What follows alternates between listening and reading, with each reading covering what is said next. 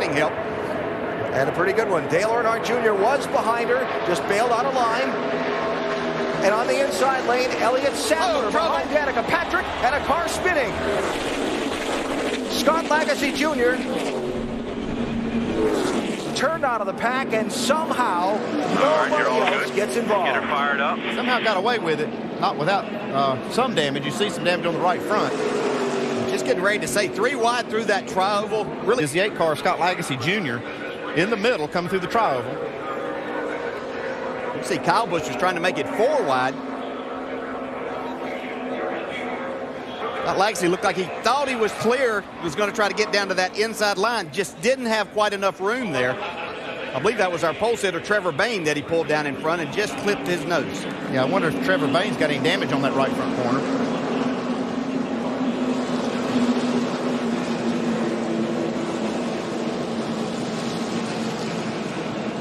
And you saw the accordion there behind Bayne is where Blake Cook got the damage on the nose of the 24. That's usually a lot bigger wreck than we just saw, with just one car being able to come through the middle of all this and nobody else get caught up. 6 cars in the top line there. We'll go 3 wide right now. Keep coming. Keep coming. Keep coming. That look from our Nationwide Insurance on board. Yeah, and I believe that was a decision that Scott Lagasse made on his own. I don't think that he was told probably by his spotter that he was clear. It's just something that you feel in that situation. Just wasn't quite there. Back it down. Just back it down. Stay straight. Nice and easy. Easy. Just keep easing up. Now. Travis Pastrana with the Ford EcoBoost camera today. All that going on while Danica Patrick took the lead. Took the lead, yeah. It's going to be one of those races where there's so much going on all at once. Daytona, caution flag is out. 2 separate things going on. A spin off of turn 4 for Regan Smith. He's gotten away. Danica Patrick has turned into the garage. No power in this 34 car. I've been watching her fall back quite a bit.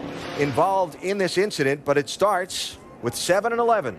Now you can see right here, you got Elliott Sadler catching that 7 car. Looks like he may have gotten a little bit of shove from the 51 of Jeremy Clements.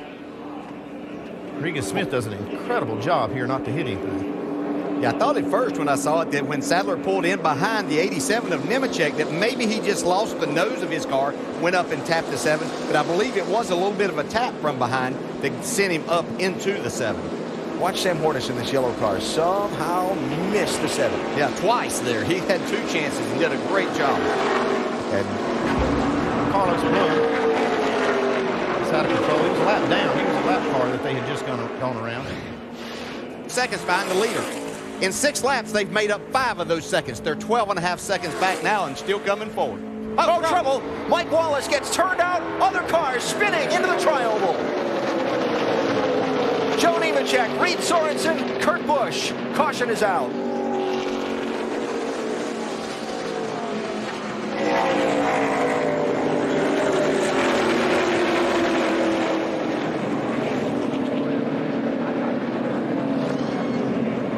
Looks like everybody's going to fairly well get away with it. Right behind Joe Nemechek. They come off the corner and everything just kind of stacks up. Now, Michael Annett was there. Mike Wallace came down.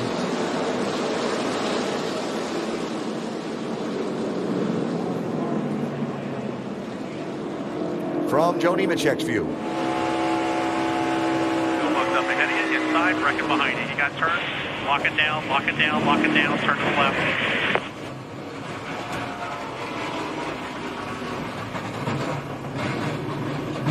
Okay, to your left, Joe, to your left, to your left, to your left. Still amazing how many people are getting away with these spins in the middle of the tri-oval in traffic and not really causing a big wreck. And look at right there, there's a lot of grass being dug up by the splitter on Joe Nemechek's car in the 87. And Kurt Busch's car, the 1, too. The damage to that nose just from it grabbing the grass at such a high rate of speed. Yeah, you're really better off if that thing gets turned around and you're either going sideways or backwards as long as it doesn't dig in, so it doesn't hurt. Yeah, the ever so calm voice of Stewart spotter Bob Jeffrey when everything around him is chaos. Oh, there it is, contact.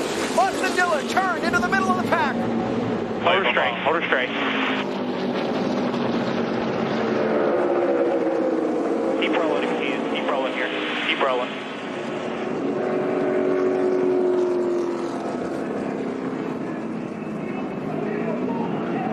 the big wreck with 5 laps to go.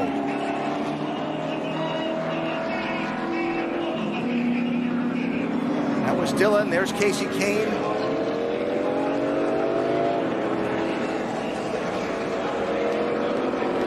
Elliott Sadler that he's pushing gets him a little bit loose and goes up and clips the left rear of the 3 of Austin Dillon.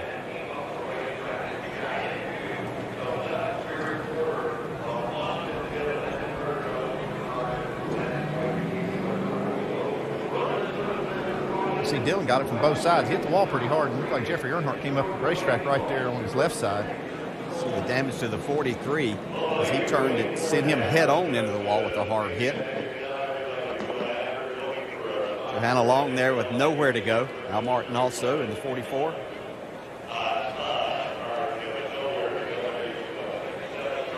And somehow, Travis Pastrana had that happen all around him. You see the hard lick from Jeffrey Earnhardt into the left side of Dillon. Pastrana did a great job through this. There was a lot going on around him. Holy crap, did you see that? Wow! That is one high-speed chaotic crash fest right there. Oh man, the 43. Shoot. You didn't get any door dings there, did you? Didn't touch nothing. I don't know how, but wow. What a heck of a hole that opened up right there. Welcome to Daytona, Travis. My goodness. Austin Dillon. Did a good job explaining that one. 12 spin in the steer. Hold her straight, hold her straight. Now, that lick on the left side was hard. Keep rolling if you can. Keep rolling here. Keep rolling. His hand ended up through the spokes of the A lot of steering damage wheel. here. One of those initial hits. We're at speed right here. You can see Annette just looked like that. He got Sadler loose, who had to maybe get out of the throttle just a second. Annette went to the outside, not to run over the 11, clipped the 3 car.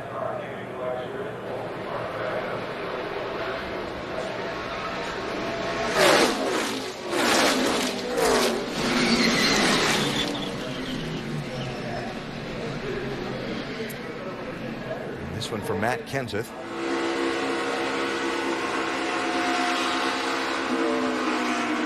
Stand in front of you, back it down on the top. One inside, Matt, inside. Clear down there. Wow. Keep going, there, don't come into you. That was incredible. Wow. And I knew he got involved in it, but he was doing a great job. See, right there, the initial contact. Boy, Elliott Sadler really fortunate they didn't catch him more in the right rear.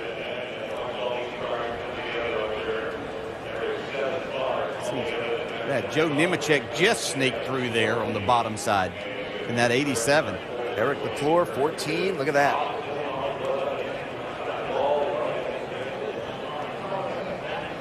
See Matt, the way he was driving that car through that whole thing, and then he had a car coming right at the end, looked like it was going to hit him, so he just spins it through the grass. Yeah. See him. Hannah Long there. She'd done such a great job. Had herself right there in the mix for this thing to get a good top 10 effort. Look, you can see cars go by Matt Kenseth to get involved in the accident as he slowed down.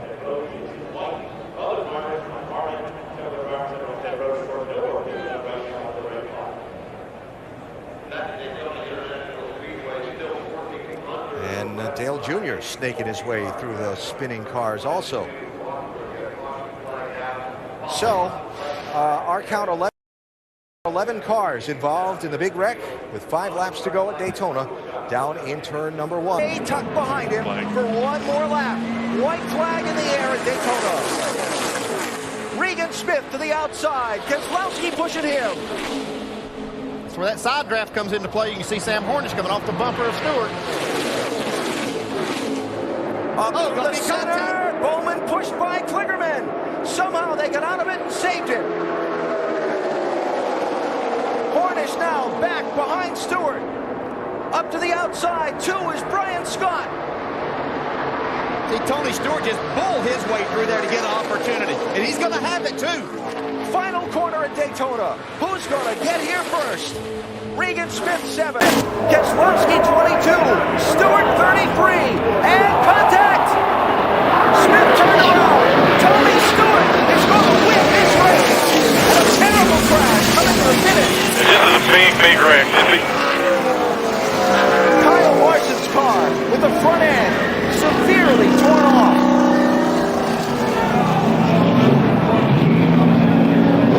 He's bailing out of the car. Part of that car did pierce the catch fencing shy of the start-finish line. You see some of the others involved. Of today's race, an accident coming to the checkered flag forced that 32 car of driver Kyle Larson up into the safety fencing. In this situation, as the field came to the checkered flag, watch the white 32 car.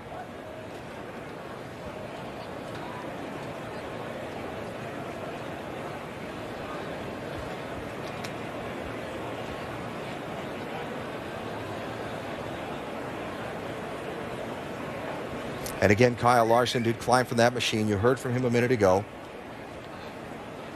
And there you see the result of that crash.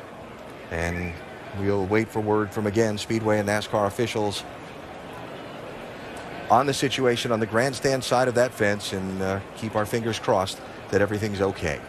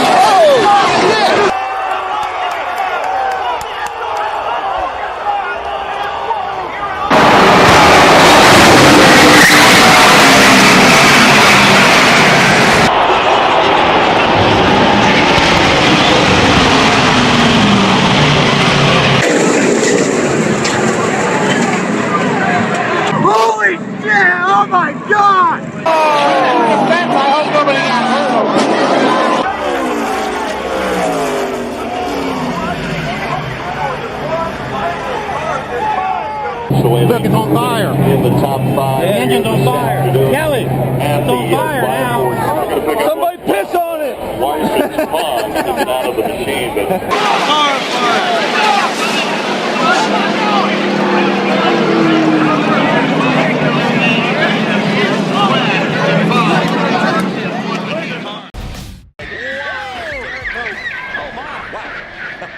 Derek Koch goes for a wild ride, backs it into the wall.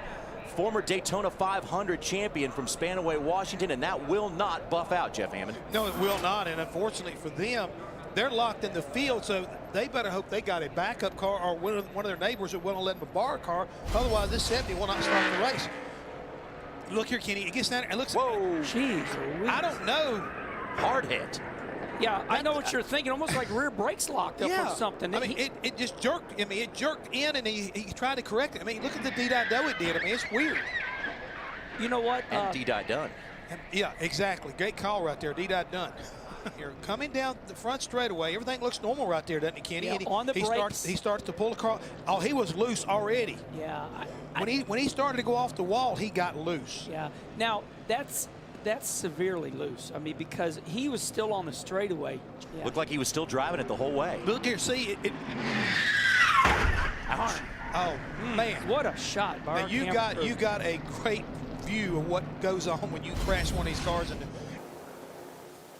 I'm fine. It's just, I mean, I just got out of the gas, got on the brakes, and she turned completely sideways. I mean, just junk.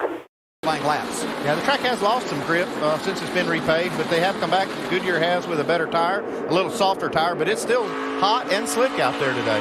This little hornet's nest is from 6th place on back. Oh, trouble. Johanna Long, Jamie Dick, 55, and more. Yeah, Sam Hornish involved in that also, I believe. I think he'll have some front end damage. 99, Alex Bowman. Had that terrific run at Daytona a week ago. And there is Kid wall right in front of you, man. Sam Hornish.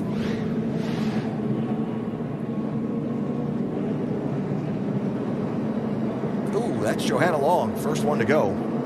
Yeah, Pastrana right behind her. Pastrana. I wonder just how slick that racetrack is coming off for. Almost like there was something on the track, or actually they could have been just a little bit high coming off that corner.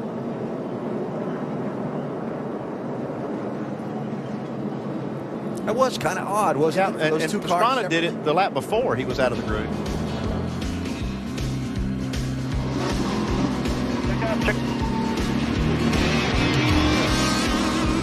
Well, good for the first caution wave today. But you have to give up some of that speed at the beginning of the run. So I'm kind of watching for that and seeing who might be good at the end of this longer run. As they start getting the lap traffic too, one thing I'm watching is they're having to dodge this lap traffic. Some of them are going to the bottom, giving them the outside. Others are moving up, and they're having to go to the bottom. So they're really having to pay attention as they catch this lap traffic. Watching 2nd and 3rd there.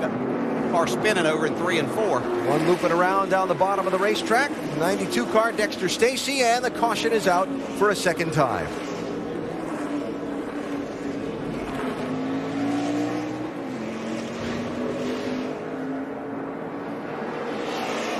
Uh-oh, is that Brad Keselowski that was right behind him? Is there any contact? That's just kind of what I was talking about right there. You know, I'm sure that Brad expected him to move down there, and looked like he stayed up. I don't know if he had to correct a little bit.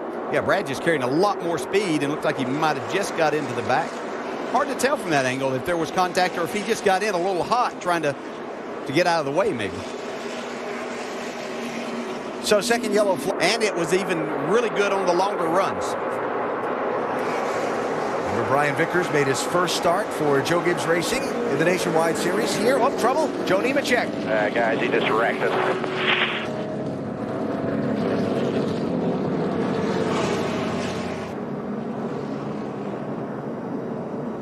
And Nelson Piquet running down the apron through the dog leg and just did not have the angle. We heard Rusty Wallace talking about that in the Countdown show, how you just, when you use that dog leg, or the apron under the dog leg, the angle is all wrong, and he just got right in the left rear judge. Yeah, the car was loose. He was having to correct it. You could see that the wheels actually turned to the right a little bit as he clipped the apron. And they'll use the apron some to get their car turned. But as you pointed out, bad angle, nothing to do but run into the car. Besides, you have that responsibility if you're going to take that shortcut. Well, look back a little deeper into the field as we watch Brad Keselowski and, trouble, Kevin Harvick into the outside wall. And the caution is out. Sore battery, you all right? Oh, man. Yeah, I'm fine.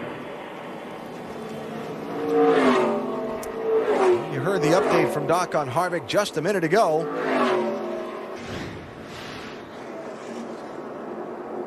It's like a right front tire went down. Wow, that is a pretty hard lick. Yeah, it's wide open in the gas at that point.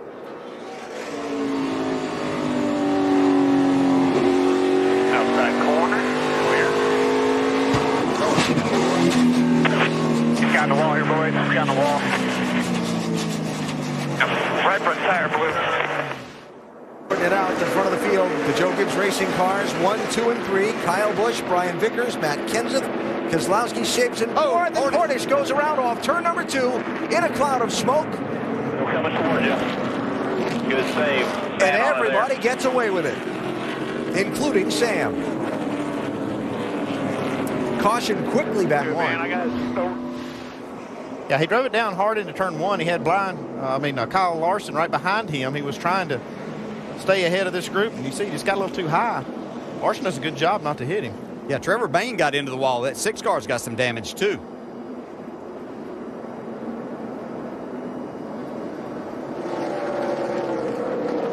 See Austin Dillon making a good move to avoid him. So yellow flag number 4, who's having a very solid day in 4th position on the racetrack. Brian Scott is running in 10th place. You saw the story on Hornish in his day, and Brian Vickers running in 2nd as the yellow flag waves.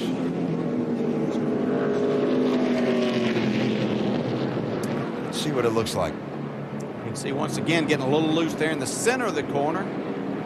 Make a little contact here. If he did, it was light contact. Does a good job, really. Clearing all the marbles.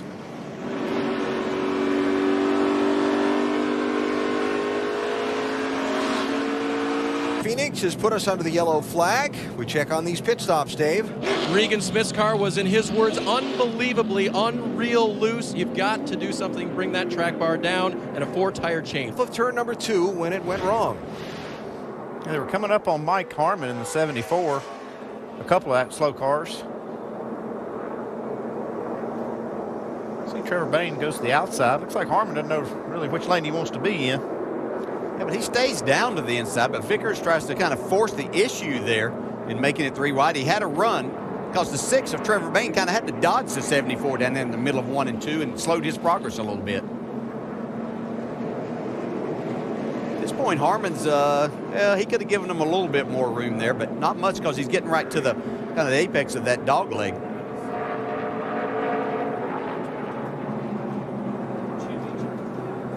So, a change in the way the pit stalls are assigned this year. They don't use that first pit stall. Had to back up, then was penalized for speeding, went back to 23rd, and in 45 laps went back to the lead. Got shuffled back again when others didn't pit on that last caution, and again worked his way from 5th back to the front.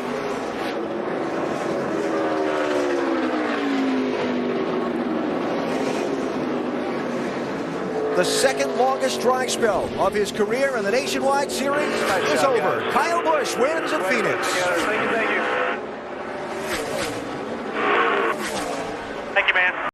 Nemechek driving away from the scene of the incident in turn number 2. 3rd yellow flag of the race. Joe with some pretty good damage to that 87 car after contact in the corner set him spinning around. In 20th place in turn number 2, Mike Wallace is that orange car. Like that car might have bottomed out in those bumps down there. Sure jumped up a lane to get into Joe. And that the result for the Nemechek car. Fortunately, both have. This is as I had want to, but he's definitely a great talent, and you know, he can jump in any race car and figure it out. Oh, we got, is that trouble? Robert Richardson, and the caution's out. You're good. All set. Whoa, hang on there. It's always nice to be able to spin and not hit anything and keep going. That's always a good day. Hey. It's like he just lost it, got away from him. Whoa, that was close. That was close. Brad Sweet. And it's not over yet.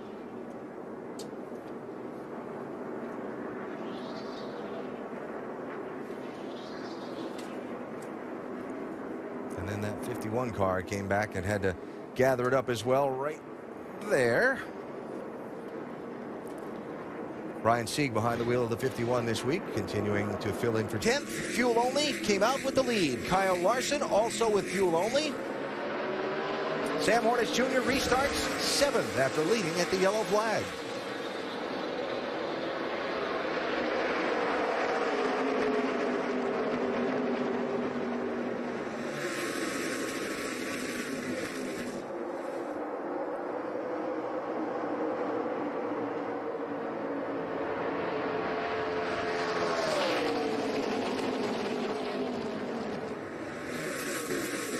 Oh, trouble.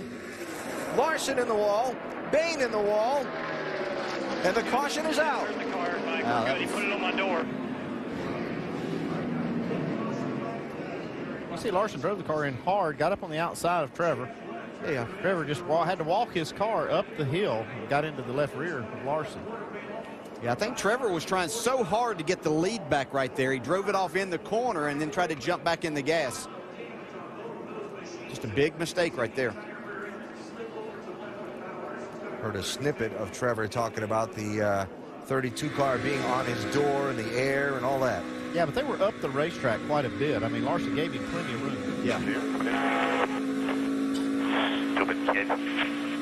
Still good. It didn't hurt the car. They're to take Sam back full-time to the NASCAR Sprint Cup Series. And we have a car sliding in turn 2, down the banking.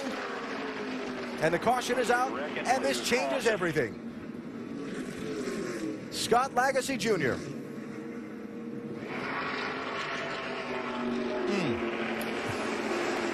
Do not want to be Greg Irwin right here.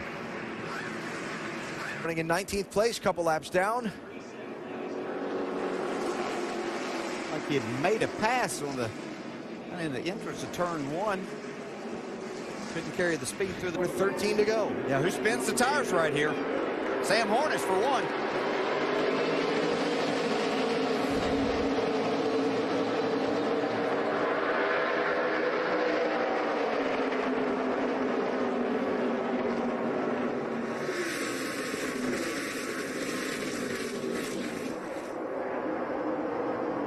Oh, trouble, backstretch.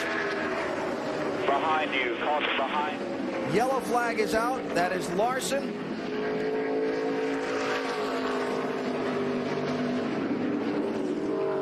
Whose car was already damaged in an Already earlier stopped incident. on the backstretch there.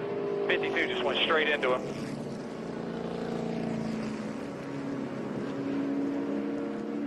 Yeah, we want to keep an eye on this white car in the middle. Like this is kind of where it started. Oh, man. Yeah, he was slow and looked like he got a tap by 51 car. Sent him up the racetrack.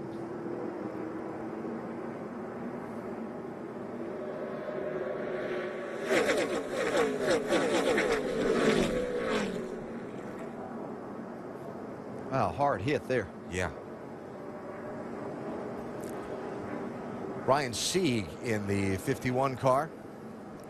So contact from the 51 of Sieg into the 52 of Joey Gase as Gase was kind of sliding back into traffic, slamming Kyle Larson's car into the outside wall.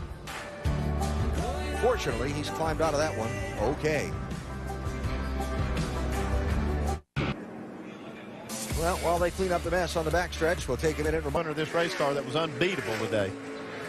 We're into the final lap. If the caution comes out now, the race is over. And Hornish clear of Kyle Busch. Fuel should not be an issue. They talked about this season needing to finish strong in the final part of the race. Well, how about having to get away from Kyle Busch on 2 restarts inside the final 15 laps? That's closing strong. And for the second time in his NASCAR Nationwide Series career, Sam Hornish Jr. is going to victory lane. Great car. A little curvature to the car after he straightened it up a bit. Oh, trouble on that side. Right into the 52, trying to lock the brakes up. Issues on the backstretch. I saw that one coming. Has the 52 of Joey Gase stopped on the track. And the 5 of Brad Sweet couldn't get stopped, and we saw him slide right underneath that car. There's a 70 car right there. And you got some more cars up there in front, and they're all trying to get off the racetrack, and boom. And there was a car in front of the 52 something that had him stopped. in front of Joey Gase. So Joey had stopped he was trying to avoid this. Exactly. Ooh, is that Kevin Harvick? Harvick tried and slid by on the outside, luckily. I think Kevin made some contact with that car. Wow. Big hit. 13th position, and he's racing Austin Dillon here for the number 5 spot. Boys, I've got a spin off turn 4 here. 55, Jamie Dick goes around, doesn't hit anything, and the caution's out. There's a lot of racing going on in that group that they had. There was some lap cars. It ain't hurt. Up enter turn 3. See, Hornish gets clipped a little bit, and then I believe clipped the 55.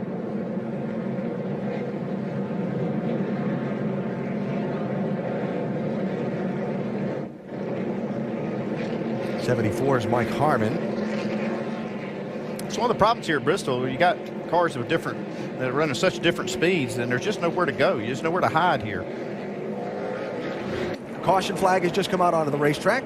I'll find out what that's about when I can turn my back to the racetrack. Brad Sweet has spun the 5 car. He'd been trying to do that for a while. Yeah. He's had a tough weekend. All right, Denny Hamlin joined us, driver of... And Brian Scott with just a couple of tires. Cause of the caution, this spin by Brad Sweet. Second yellow flag today here at Bristol. We'll be back. The night at the go-kart track. he finished second, I finished fourth, but no, we got a wreck on the front. Trouble. Jamie Dick, 55, was in the middle of that group that we were pointing at, and Nelson Piquet Jr. The 30 just drove in there and killed the rest of it. It's the second one of these hard licks we've seen this weekend. We saw the 5 car in practice hit really hard. Almost kind of the same way. Group where this happened. He might have got a little help from Brian Vickers. Is that who that was in the 20? Yep. And then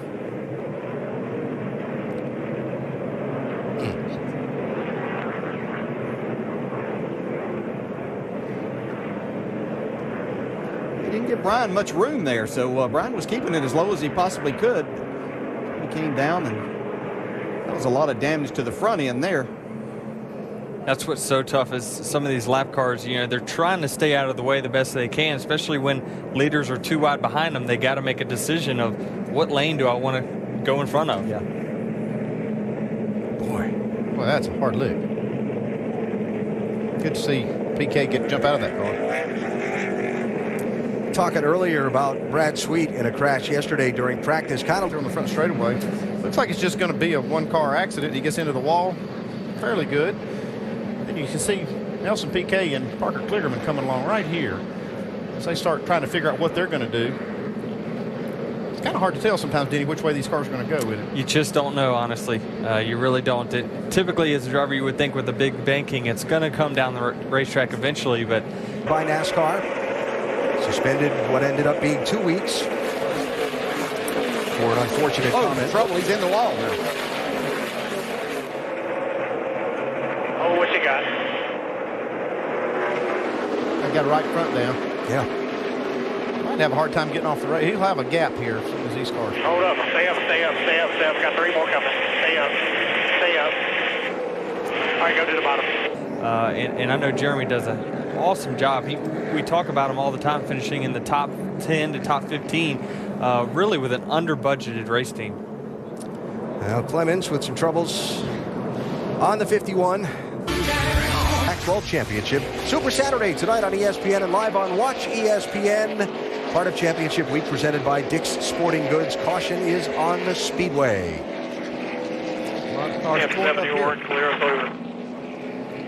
Hal Martin has torn the front end off of this thing just about completely. See, this starts off of turn 4. Just wasn't quite clear. A hard hit to the inside again, comes back up onto the track. See, Sam Horn is doing a good job of getting by Austin Dillon. See, Dillon got against the wall and got some front end damage out of that. And 70 of Brad Teague was the car that the 44 went across the nose of, exiting turn 4. And then this.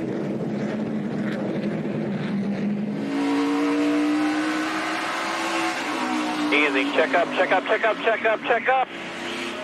Just check up, check up, check up, get down. Good job. Woo. Good job missing that, dude. Second that. And here, watch 44. Stay low, low, low, low. Back it down, back it down, back it down. Low, low, low, low. Watch him. Come on, come on, come on. Come on. Keep rolling. You're okay. Come on.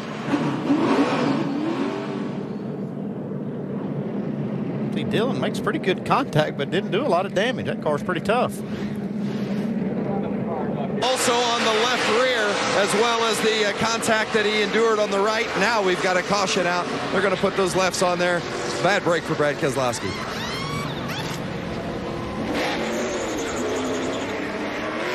Well, what a sequence. So Brad Keselowski racing Regan Smith for the lead, coming up on a lap car. Yeah, I think Regan Smith just tried to drive down in there so hard and maybe make a little room for him. He got loose and up into Keselowski. So that put that fender down on the left front tire of the 22 and led to this. Yeah, you can see the left front just blew out coming off the corner. Harvick just barely gets by. He might have got a little damage. And that could have taken out 4 Cup drivers do last August here. They were up in that white part. It looks like it's slick from our vantage point, but they were able to really make some time. Trouble, caution out. Jason White up against the wall, turn 2. Yellow flag with 35 to go. Jason White running in 22nd. Sam Morris has been around every one of these accidents today, it seems like. Some slower cars ahead. And a lap and a half to go. They're going to catch this lap traffic. White flag. Last lap underway at Bristol. Who gets the trophy? Kyle Larson looking on Kyle Busch. Slow cars ahead. Final corner. Busch tries the bottom. Larson goes high. Squeeze to the stripe. Kyle Busch by a fender at the finish line. Wow. That's closer than I thought it was going to be.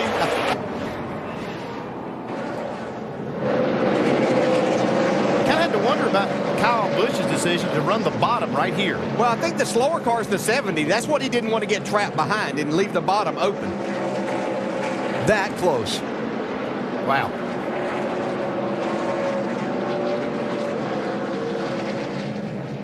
And there it is. So we don't ever need to think from this point forward that Kyle Larson's not going to do whatever it takes to try to win the race. A great job by Kyle Busch, too. He just didn't quite get the run up off the corner. Gave the opening. Kyle Larson used up the right side of that Chevrolet. Right and left side. He was actually rubbing up against Kyle Busch, too.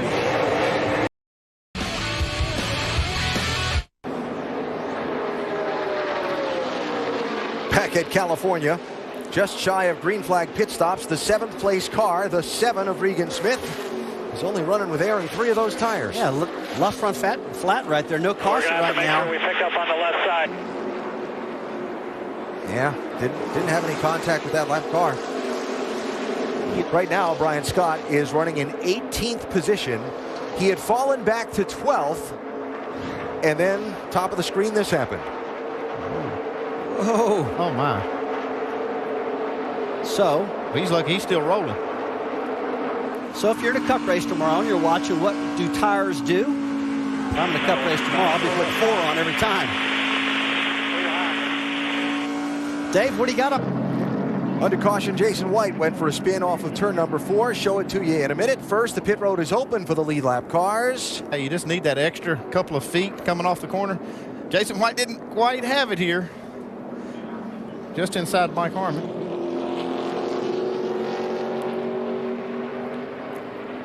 And that grass can do a lot of damage to the front end of that car. Get a number on the splitter on the 00.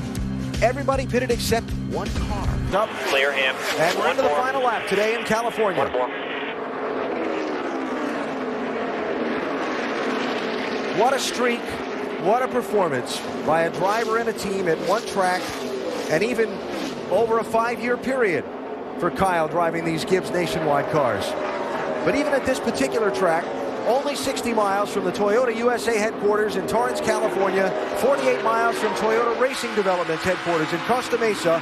Since Toyota teamed up with Joe Gibbs at this track, they will remain undefeated in the Nationwide Series on their home speedway. Another win for Joe Gibbs Racing, Toyota, and Kyle Busch at California.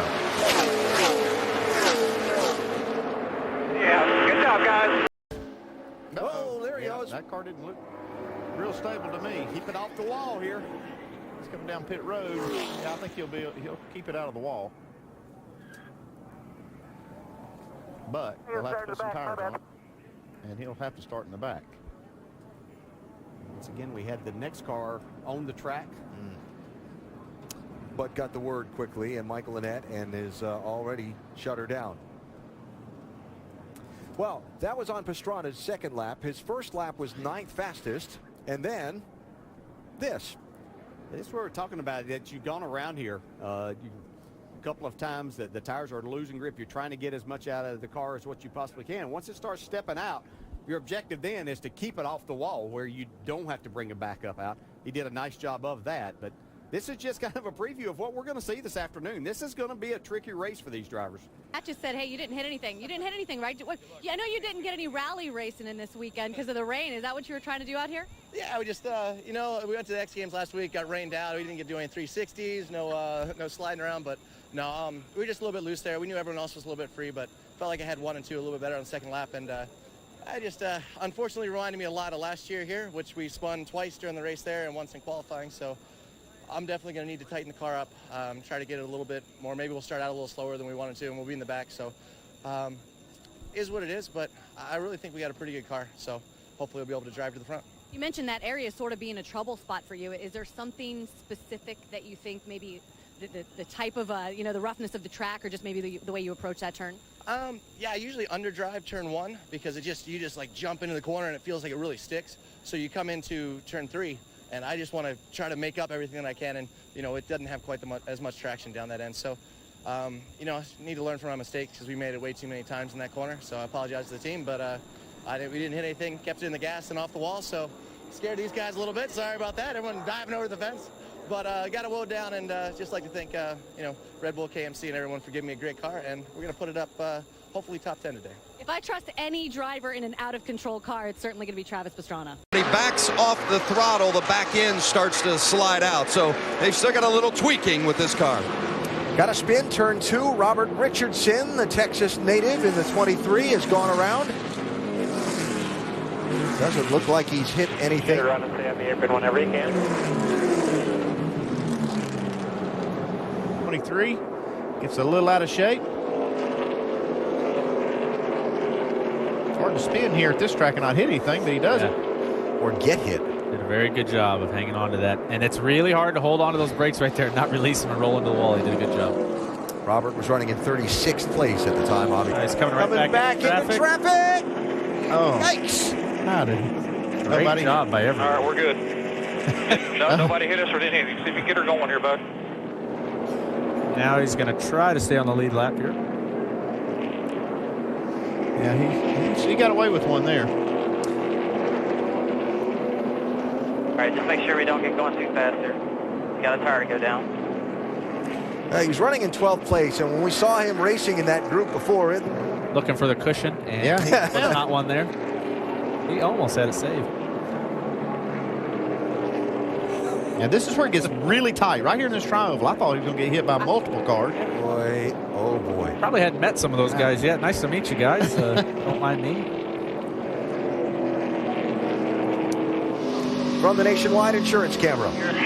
Right here, go low. Justin Allgaier's view. All right, guys, get ready here. Get ready. All right, about 10 minutes ago. Are you too loose in, you think? By the way, to answer your question, none. All right for the end of the race. It could be anybody's. Landon Castle off the pace here down the back straightaway. Caution, car in the grass off the front straightaway off turn 4. Robert Richardson has just gone for a slide. Caution is out. And for the second time today, spun and didn't hit anything.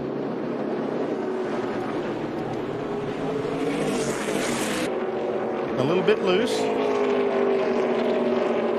Just can't hang on to it. And he made a good choice there because you can turn right, try to save the car, and overcorrect and go right into the outside wall. And that grass looked a lot nicer than the outside wall. I think that's Scott's they used on that grass to keep it that green. Nice. He didn't hit anything. That's good. Landon. He may have used all of it. Got a car smoking. Oh, car on the apron. Running up the racetrack, turn 4. Dexter Stacy.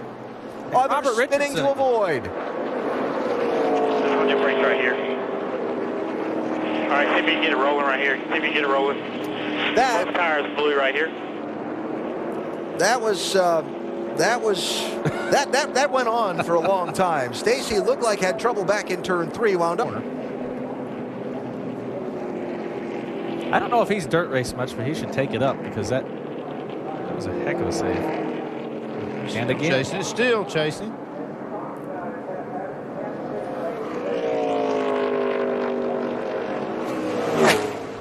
Right here, I thought it was going to get real big. Down the wall. I thought it was going to hit Richardson did a great job turning left there. Wow. Blake Cook taken to the pit lane to avoid that also. Dexter was on the lead lap in 26th place, had gotten a free pass earlier in the race to get back the one lap he'd lost. 54, Brad Keselowski, 22. Kevin Harvick, 33 is right in there. Trouble off turn 4. Sam Hornish Jr. spins around. Jeremy Clements is also involved. Caution flag is out. The championship leader with damage to that yellow 12 car. When we watch the replay, you'll see Sam did an unbelievable job of driving. I mean, that was... Yeah, he's in a bad spot right here. As... Boy. Yeah.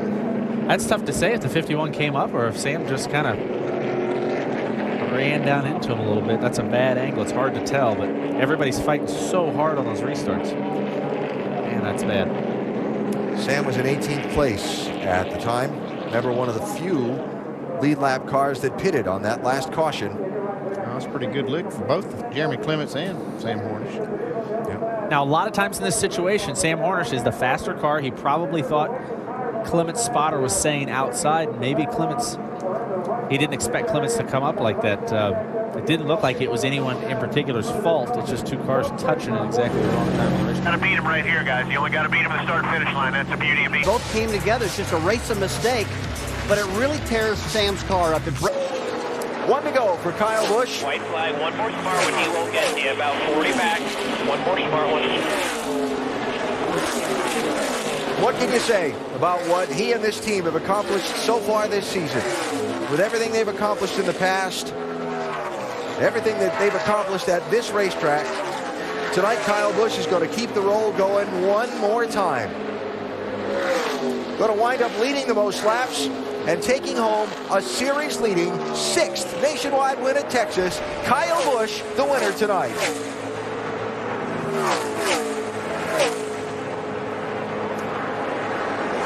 Margin of victory, 2 seconds. Back of the pack, too. So it's very interesting that they're able to get these cars. Whoa. Got a smoker down straight away. In trouble, turn one, spinning into the wall. Get down. Watch him to come down there. Come on. Dexter Stacy. Boy, he did a good job driving that thing all the way to the wall. That is the fastest part of the racetrack. You could see oil behind the car. The leaders did a great job of not wrecking in that. That's really tough. Keselowski was wrecking off turn 4. Man. Maybe.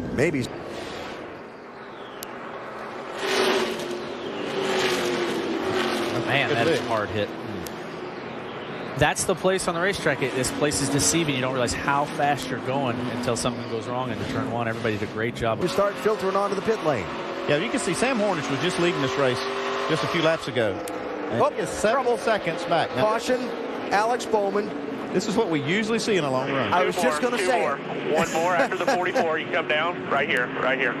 A lot of times when you get these long runs at Richmond, what ends them is somebody overheats that right front. Incident with the wall. Top of the screen. Blew the tire right in the middle. He hit hard. Hit harder than it looks like on the damage. That was from 17th place for Alex. Of not sliding up into it. Uh-oh. Trouble, turn 2. Canterbury Hill.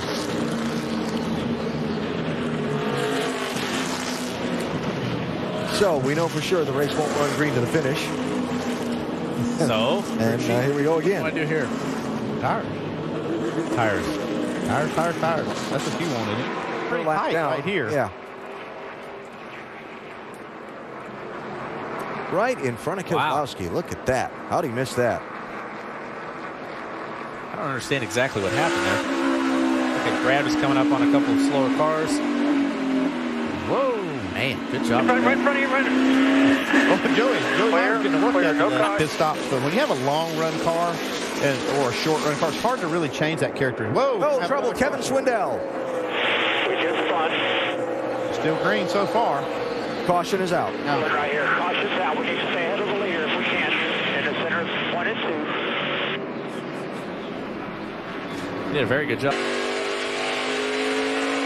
And so right now, Kevin's just trying to hang on, trying to maintain, not give up any more spots than he has to. It's like he said, his car's going to come in about 10 laps. But if he lets Kyle get by, I'd say he's in trouble. Oh, trouble, turn 3. Big mess. Austin Dillon, Justin Allgaier, Brian Scott. Killed it. You gotta have a little faith in that guy that he's going to give you some room on the bottom, and he didn't get it. That's the worst case scenario for both of those guys, Austin and Justin. You drive down to turn 3 and you just hope that spotter in front of you tells them inside, because you know you're making an aggressive move. And you can't undo it. No, you can't. Once you're down in there. Once you're in there, he's pulled out. He's letting them know, hey, I'm thinking about it. And he stuffed it in there, and Allgaier just probably had no clue he was in there that far. We're coil to hell, guys. That 16 runs flat over everybody. A little bit of frustration with Reed.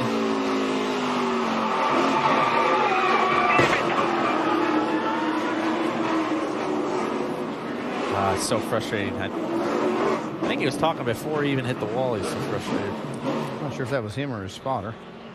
I'd be curious to go back and explore whether the 16 of Ryan Reed hit the 3 into that corner. That seemed to be the impression of the 3's spotter, but I don't know if the video backs that up or not. I mean, Ryan Reed was right on the rear bumper of Austin Dillon. You see right here as they go through turns 1 and 2. Make a little contact.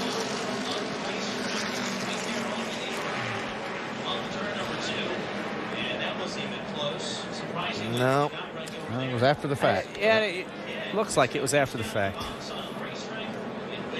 Looks like Ryan Reed was kind of setting up to take advantage of maybe getting that spot too, if Austin Dillon was able to get by Justin Allgaier. Well, that's hard to lick though for Austin Dillon.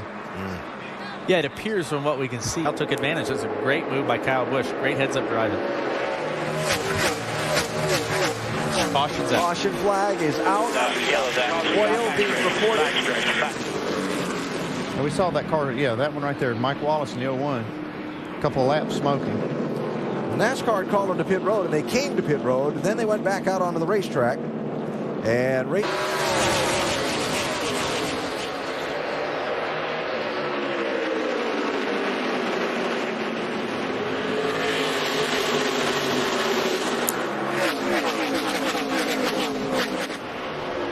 another caution.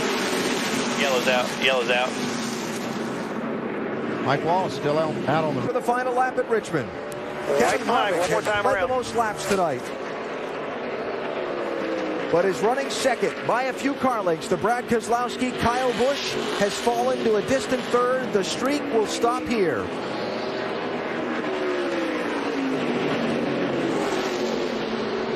He took advantage of a couple of late restarts, and he's going to take it all the way to victory lane.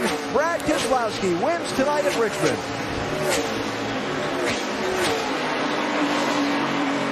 Drag on the 20 car and pull him away from the 11 car. He wasn't able to do it, but it's very interesting how much you can affect the car in front of you. Oh, trouble.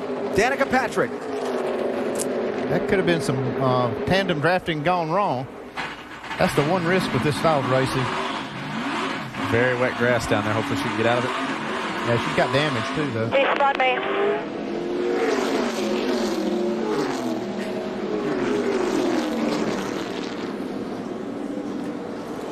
So first yellow flag is out. I come down pit lane. Yep, come on. Danica was running 7th. Thing that's so frustrating early in these races. Kyle Larson's pushing her, and he hooked her. She got turned to the right and hit the wall. And that's really kind of an inexperienced thing. Kyle Larson doesn't have a lot of experience with this. Daytona. And man, that was just a small mistake, but it caused a big problem. And you don't have a pressure gauge or how hard you're pushing the car in front of you. So in Kyle Larson's defense, it is very difficult to tell how much actual force you're putting on that car in front of you. And it looked like she wanted to go one way and his nose of his car went the other way. So Patrick in with a lot of damage. Normally you come to Talladega, you're sweating. Today we had on the hooded sweatshirts and the jackets. Trouble, Kyle Larson, Jeffrey Earnhardt.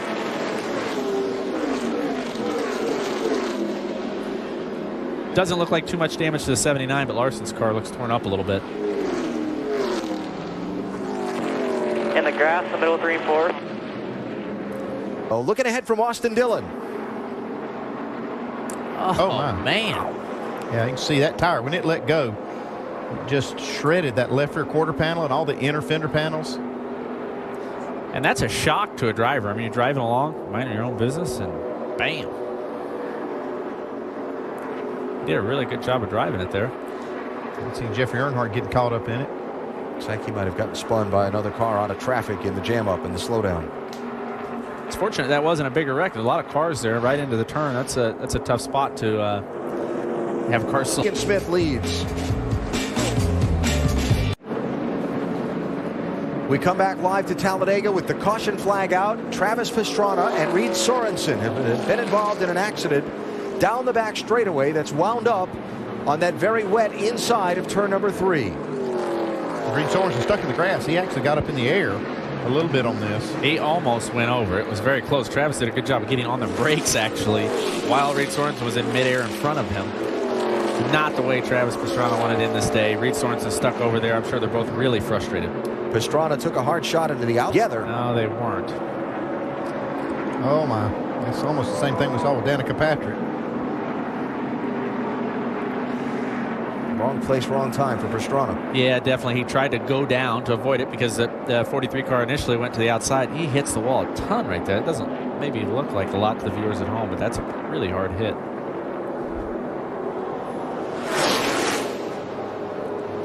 That happens so fast. This is one of those places when a wreck happens in front, you oh man, it's close. You have to stand on the brakes. And Travis did that, but he turned and there was nowhere to go. You make your decision and you're stuck with it. And I'll even offer this, Carl, as we watch how close Sorensen came to going over there.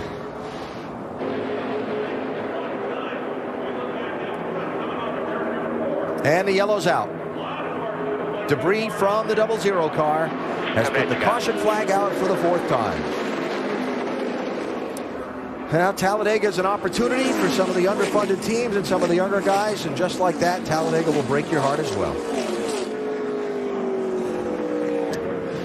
Watch the replay and try to figure out exactly what happened there. They're up close to the wall. Now, Cook, he put his partner there in the 31 car. He put him up close to the wall, and it looked like Allgaier thought, man, I don't want to be that close to the wall. And as he turned down just a little bit, he hooked Cook in the right rear, and that's slow-mo, and it happened quick. It's a very frustrating way to end your day. He did a really good job. Yeah, I think this is the time when you see that we talked about the frequency of cautions at points in the race. This is one of those times. There it is, turn 3.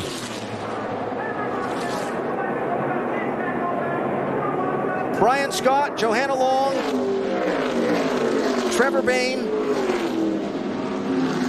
and more. Ty Dillon. Are we jumped? Torn up pretty good, Kelly. Backed out of it, Kellanoff. They just wrecked, and I couldn't go anywhere. Sam Hornish. That's a game changer, guys. A lot of cars. I see you. On the lead lap, and maybe some sprinkles hitting the camera lenses and go time. And you see the result, at least 9 cars involved. White car on the right, way down by the wall, looks like Nelson Piquet Jr. That 92 is Tim Andrews. 85 by... Getting a push from Trevor Bayne. It's like Sam tried to thread the needle. Not quite enough room over the front bumper of Eric McClure. And then look what happened. And it's tough to tell from that angle exactly who moved which direction, but man, 40 car made it through there. Yeah, we're going to get a good look here. So Sam trying to thread the needle and just not enough room. He kind of got forced down there a little bit by the 70 car. You know, just not enough space. I truly believe it's a product of raindrops. Everyone's saying go for it. We heard James Finch and those guys telling Kurt Busch, lead the thing. We need to be out front. And it's when you get aggressive here, and that's about the farthest point away from the spotters that you can be. I mean, yeah, they can't help much in that situation regardless, but you can't really see. You can't tell them which lane to be in, where it's really happening. You can see there's trouble from the spotter stand, but it's hard to tell exactly what's going on. So McClure and the 14 not tandem drafting. Hornish in the 12 and Bain in the 6R, so they've got so much more speed, and they run up through there on some of those cars that aren't in the tandem draft, and that's what happens. We're going to get a chance to look at Sam Hornish's onboard, see how quick this happens. Yeah, and Sam was going to go underneath the 70 car there to hand along, and she turned at the last second. Sam just hoped that there was room to turn, because if he wouldn't have turned, his right front would have hit. He'd have been spun out either way. So let's see from Nelson Piquet's on board here. Nowhere.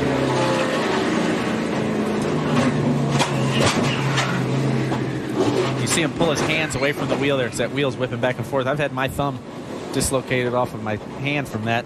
It's a little scary when you're getting hit. They're separate. Now watch though, they separated. They'll get back together. They'll get a huge run on this pack by being 100 yards back or so. And remember, if the white flag waves on the leader's tail, oh, there's trouble. Coulter turn in the tri-oval. Right behind you. Right behind you. Caution is out. Trying to get by him. Trying to get by him. Trying to get by him.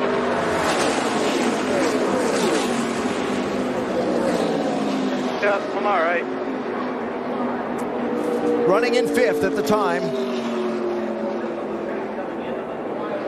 That's the balance. You're too far and you're spun. I really hate it ended like that. Thanks again, guys. God, I hate it ended like that. How do we go? Well, yeah, you can see Joey Coulter right here, right in the middle of this mix. And he's they had some okay, momentum. Got turned. Yep. He hesitated just a little bit and then decided to tuck back in line, and Algar wasn't following what Coulter was really thinking right there, and that's trying to get two guys to think the same way in those type of situations is almost impossible. And so the folks at home, when you think, well, they're just running along nose to tail, that's no big deal. It can go bad really quickly. And again, fortunately, that pack had thinned a little bit, and there weren't any other cars when this one came back across the track like that. And no further involvement. But what this sets up, the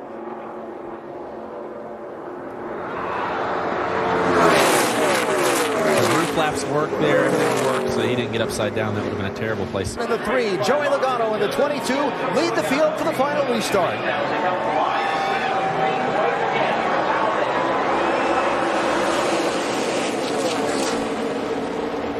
There was no deal making on the start. They're just going to let whoever's behind them push. And remember, Bowman in that 99 has been strong in this race. He can push that 22 to the front.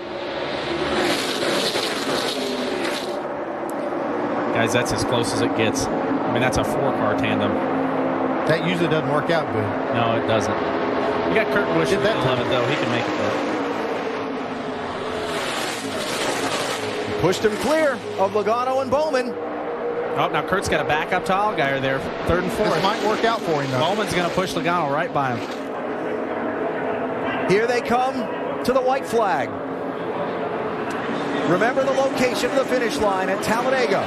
So Kligerman is tucked in. He's not worried about cooling his car. He's going to burn the thing down and run right to the finish. I think Kligerman's in the seat right here to win this thing. 10 cars chasing after him in the draft. Final lap at Talladega. Who's going to get back here first? I like Kurt Busch's chances. I spoke way too early. Yeah, he's got the momentum right here with Allgaier. There they go. Oh, he side drafted as hard as he could. He split them up. Don't count Logano and Bowman out, though. Here they come. Here comes 20 in Vickers, 11 in Sadler up through the middle. Oh, Bowman trying to stay with Logano. Kurt Busch sliding up the track to block. Here comes Regan Smith to the outside. Logano moves to try and pick him up. Smith to the bottom. Vickers turned around. Who gets to the checkered flag? Here they come to the stripe while they crash behind him. Unbelievable. Who won? Casey Kane, I think, is the winner.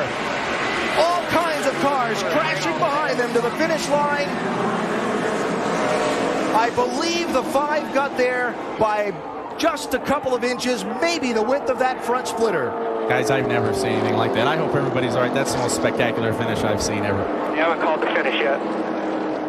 20 Vickers. Fan, I mean, that can't be any more exciting to watch. So watch the red 7 and then watch for the caution lights on the top right of the screen. There's the 7.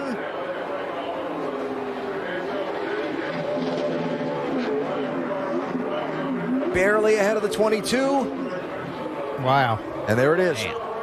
The moment the race finished. At that point, Casey Kane was, what, third? Yeah.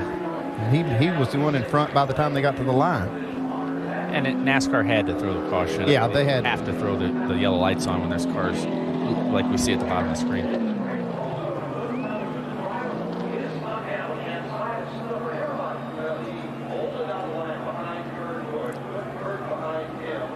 And you know the thing I'm amazed about watching that 7 car come through there, he was in the outside lane leaving turn 4 and sliced his way through the traffic when things were happening in front of him to get to that inside lane and have the chance to make that move. And look at that. And what's neat about that is so often these races, you know, a guy gets pushed out, there's a lucky move, somebody gets a... Regan made that happen.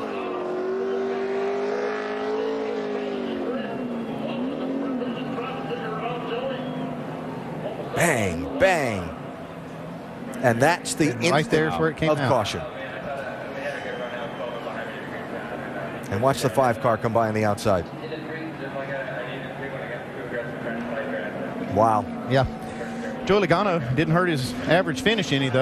He went on the apron like 2 car lengths below. Here, one on the wall. 24 car, Brian Silas. Come down, come down, come down. Looks like there's some contact on the left. And Silas, one of those making his debut here at Darlington with that. Exactly what Front, happened. right front. Outside, outside, outside. Outside, caution. Caution, caution. Clear, clear, clear. So it really, requires a lot of give and take, especially into that turn one. We talked about just how treacherous that corner is. Yeah. It looked like Trevor really got in there and his car got loose and had to chase it up the racetrack. And, when you're making these passes, especially at places where it's not a wide part of the racetrack, you have to use a little bit more caution, especially this early. If maybe as the laps wind and the air pressures build and all that kind of thing, it's settling down a little bit. Yeah, I don't know if their air pressure or their trouble. Turn 4. Sorry, DJ. Got a car on the wall. Eric McClure. And obviously caution is out for a second time. Minimal damage to the right rear. Side by side. It takes so much give and take. So you got one car in the wall, and Eric McClure looked like he was trying to get down below that car, but it's just not enough grip. 23 of Harrison Rhodes was the car scraping along the wall. At least for him here tonight. Whoop, trouble. Got one in trouble down on the apron. Elliott Sadler. Yellow's out, yellow's out. Get going. Did you hit anything? No. Well, that's hard to do here. No. Short answers are normally not happy. They're normally followed by a lot of words. Back up a little bit. Just got loose.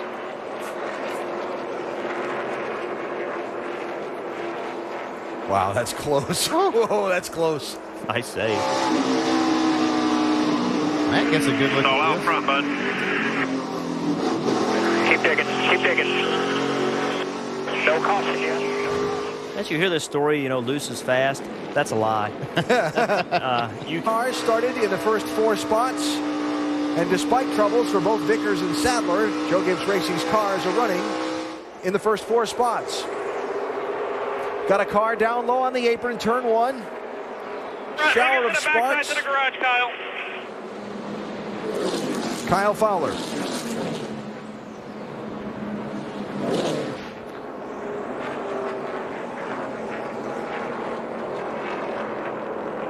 That's a pretty hard lick for. Got a piece of bone in there. Barely gets by. The deck lid off. Kyle Fowler hit pretty good. Yeah, he'd hit off a turn 2 earlier. White flag, one more. From victory. Joe Gibbs Racing has won 6 of the last 7 here at Darlington. That is a record of accomplishment to be envious of.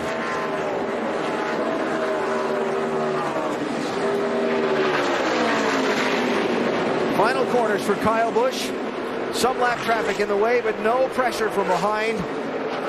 His 5th win of this season And his 56th in the NASCAR Nationwide Series, Kyle Busch wins it at Darlington. Nice job, guys. Way to go, team. Way to go.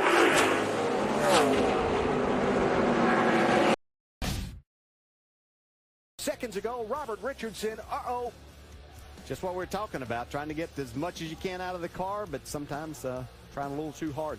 Have to get the backup off the trailer now.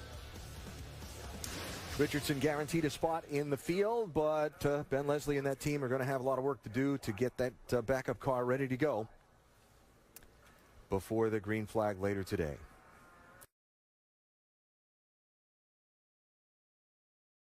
In that 12. Well, he didn't. It wasn't the push; it was the loose, and you got to track the throttle then too. Chris Buescher. Cover is loose. Looks like he's hit it on the other side pretty good. Go out to pit here, guys. Still about 10 more coming. Buescher, the youngster from Jack Roush's driver development program, started this race in 12th. He's done a tremendous job in this car in what few starts he's had this year. But it's looking really good to see how it got down to the white line, but it twitched just a little bit, and he just never, ever got caught back and slams the wall. Yeah, very similar to what we saw Sam Hornish's car do, but this one stepped out a little too far.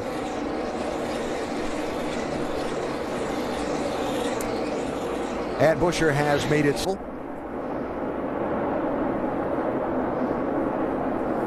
Brian Scott had to get out. Trouble.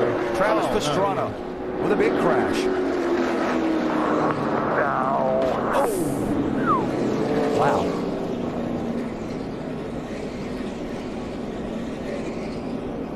That one hurt, boys. See Travis dropping the window net and unhooking the safety equipment. Good to see. John West Townley also. Incident. You can see right there, he just got loose coming off turn 2. Boy, did he hit that wall. You can see there is a safer barrier there, I believe, isn't it? Yeah. See at the end right here what disc is clipped. Something turned John West Townley into the wall in the jam up behind Pastrana's crash. Just a big hit.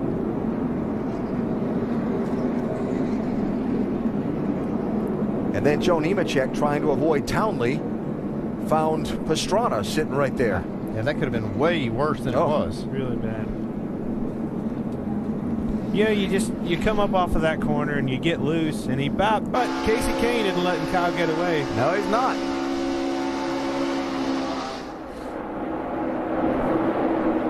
See Harvick now able to complete that pass. Here's a spin. Turn 2, Reed Sorensen. Your motor blew up.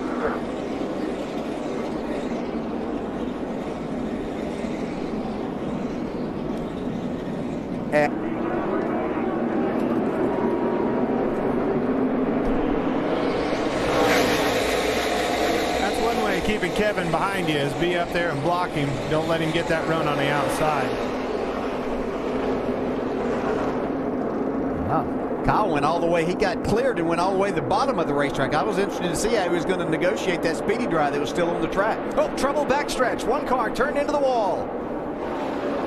Dakota Armstrong. They were coming off that corner 3 wide, and I didn't think it was going to work out. You find it interesting that everything that we set up at the right through here, 21, coming off turn 2, and he gets kind of sandwiched in between some cars and just doesn't have enough room on the outside. Looks like somebody may have come down on him on that outside lane. Yeah, it looks like he got turned, got into the right rear of it, and that's hard to steer it like that. Like Michael Annett was there on the outside of. See, from another look, it looks just like 43, and Michael Annett did hook the right rear. Yeah, it looked like he just misjudged that because Dakota, it didn't look like he came up any right there. And I don't know where Michael Annett would have been going unless he was just trying to get in behind and maybe make a push to get them by the car that was on the inside. And that could come. Miss Michael Annett and Kyle went to block, and now he's just pulled away. Last lap is underway, and Casey Kane is now 0.8 of a second behind Kyle Busch.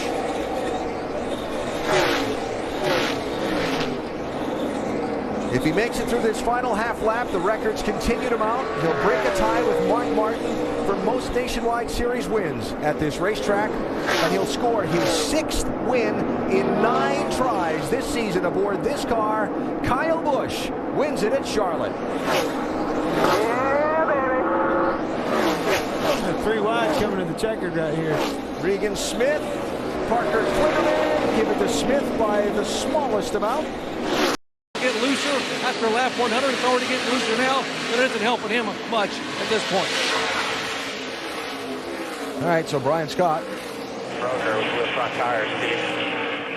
Hold it up there, hold Joe it up there. Nemechek has hit the wall in the 87. Looks like that right front's pretty heavily damaged. There's got to be some parts and pieces out there. Yeah, and there's caution. The tire went down. You can see right there. Oh, wow. Car Yeah, will turn. See all the sparks flying way before he gets to the wall. He hits hard.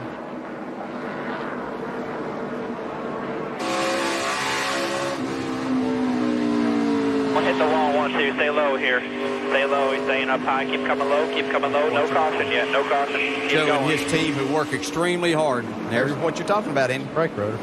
Yeah, you hardly ever hit. Dylan, of course, started on the pole and continues to lose track position. He told his crew during this run, whatever we did on that last stop, we have to go back the other way. It is tight right now. Caution on the track, guys. Elliott Sadler in trouble on the front stretch. Shannon. Yeah, he must have lost it off turn 4. It looked like he hit the inside wall.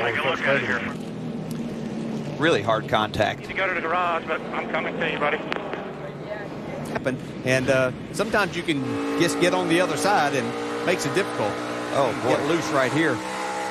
Tries to correct it, but slams the wall on the inside. Yeah, and you know, Dale, if you're spinning out at that part of the corner, your car is really not driving well. So, you know, I feel bad for Elliott on that one.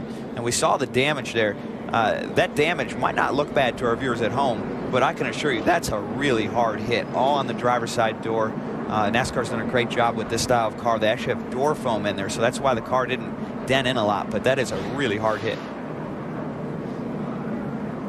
Concrete, and maybe we compare Bristol and this, but there is a lot of difference. But he had such a great race at Bristol, we thought he may come here and be up front once again. Oh, trouble. Backstretch, Mike Wallace. He hit a ton. The monster, what is that, 4? Yeah, if you think my scoring has been on a fair scale. Yeah, that's a tough hit, too. Whoa, now. Yes, he did. A lot of help.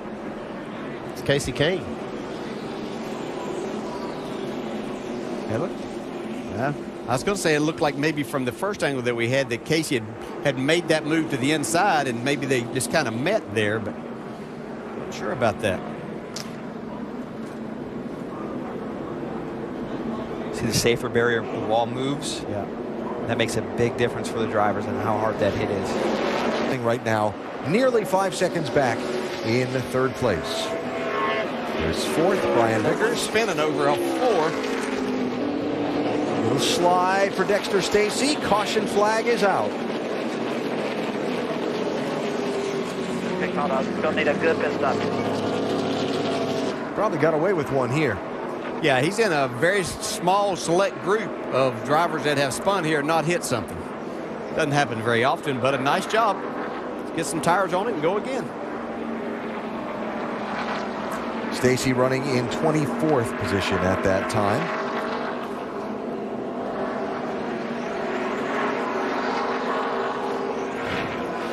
Caution came out.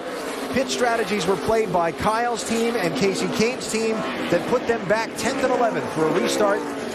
A restart that came with 34 laps to go. They have not gotten the caution they needed to change the outcome. And now Joey Logano is a half a lap from scoring a third straight win at Dover. Pretty impressive. Yeah, I mean, this is a tough racetrack. If you come here and win 3 times, you earned your money. Never been done before in the Nationwide Series. Done now by Joey Logano. He makes it 3 straight at the Monster Mile, winning by 0.5 of a second over Brian Vickers. Kyle Busch will have to settle for 5th. Thank you, guys. Great car.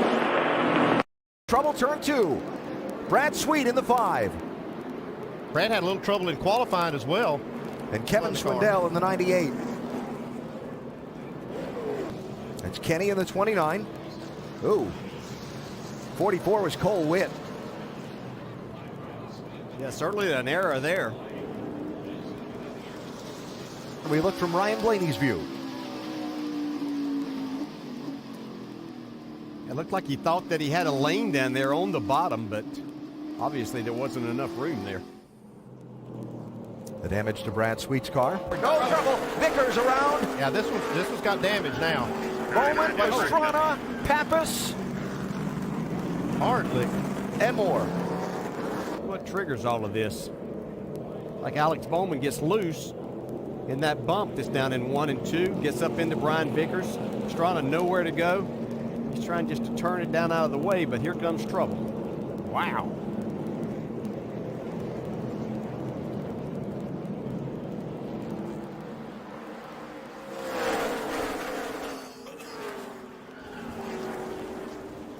Boy, I tell you, that just blindsided Max Pappas. He was well down on the apron trying to avoid this accident. And our Scots on board from Travis Pastrana's car. You can see right there where Alex Bowman... Crash in front of you. Go low. Slow down. Hold it. Hold it. Hold it. Hold it. Hold it.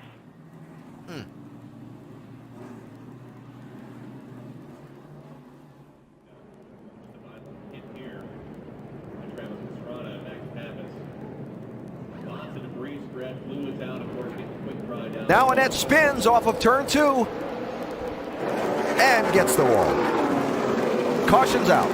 That car got loose late coming off turn 2. Hit the wall. End up the day in your hometown. You got a little help, looks like, maybe from Drew Herring. Close. Drew Herring does a nice job of missing him. I'm not sure if there was contact there, if he was just up in that gray area where there's not a lot of grip. We'll see right here, I believe, if there's any contact.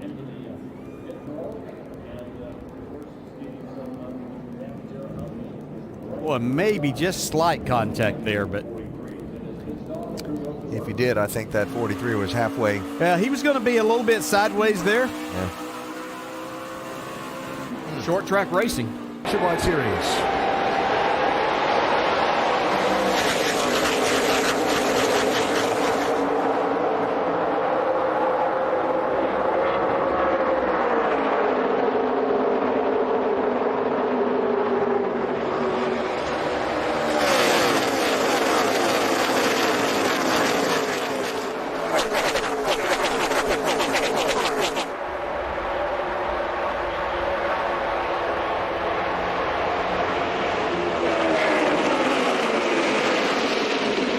Travis Pastrana out of control there. Spins, 2 spins, Pastrana 1. Like Kyle Busch in the middle of the smoke. He's going to come out. 99 Alex Bowman was the other spinner. And Brian Vickers gets turned around in the jam up. He's got some damage on the left front of that 20 car. 79 rather, Jeffrey Earnhardt. Also with the nose caved in on his car. Tires. Yeah, it looks like it may have been this 99 that kind of got things started of Alex Bowman. You see he's under, it gets loose right underneath Brian Scott. Yeah. Wow. That's the risk that you take here. These cars, the aerodynamic looseness that you can have on the inside of a car, not getting all the air that you need to your spoiler.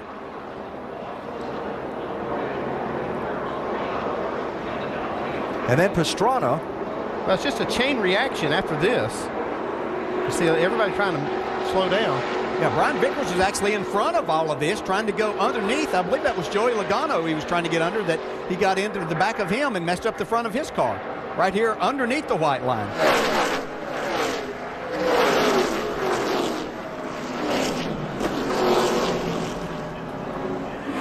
Joey Logano's view.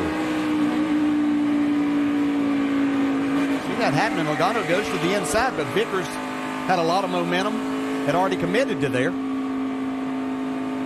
And the damage from Brian Vickers came when he got down in the grass there. That's what messed up his front end.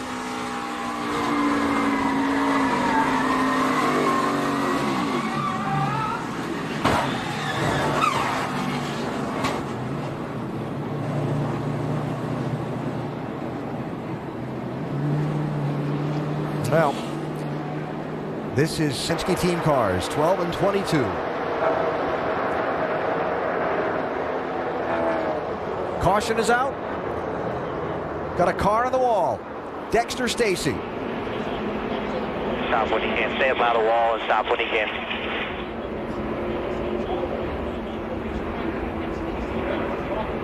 Heavy damage to that 92 car. Yeah, possibility there that he might have run over something from that first incident that they didn't get completely cleaned up. A little right front tire. Yeah, you can see that whole right side. I mean, he went in there at a pretty good angle. Comes into play right up in here. You'll see the 90 car. Yeah, I mean, he definitely had a tire down. Thing really took off. Show you. Oh, now that's a lot of contact. Ryan Scott and Justin Allgaier. Oh, man, that's amazing they didn't crash. Coming to the white flag. 1 lap to go.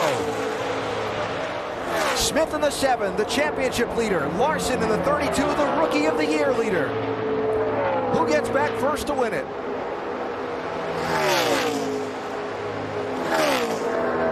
Oh, Larson had a big run there, but used a lot of racetrack. Okay, just be smart and bring it home here. 6 back. 1 more time, 3 and 4.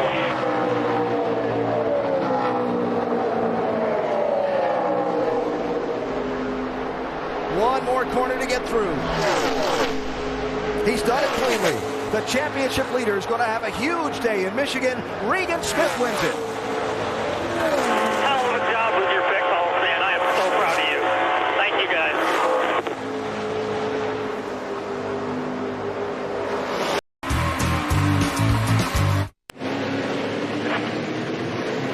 Got a little mayhem down at Canada Corner involving 21 Brendan Gaughan, 32 Kyle Larson. Caution flag is out. And that is the third of 3 things involving Larson, all in order for Kyle Larson. Drives in deep. Wham. Inside. Look at that nose. That's turn 1, racing Max Pappas. Hold your corner. Then they went down the hill to turn 5 and back up to turn 6. Out of that corner, he and Johnny O'Connell.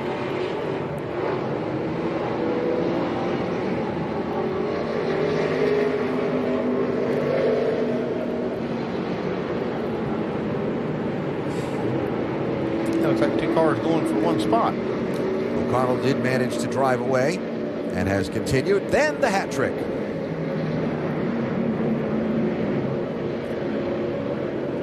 Wasn't involved in the beginning, but got involved in the avoidance. That's a close call, too. Yeah.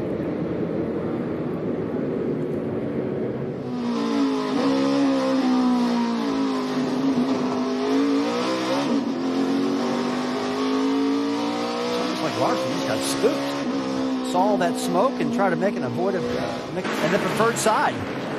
Yellow flag for the debris on the front stretch. The other half of that sign that's on the nose of Kenny Hobble's car is laying right there. So watch on the restart as the 75 car gets off driver's left. Oh, my. How did that happen? 1. Was it looked like he just anticipated the start and then ran up on the back of the car in front of him. Yeah. Then the tussle for the lead got a little interesting too. He has a sausage on the lead. Looks strong on the racetrack.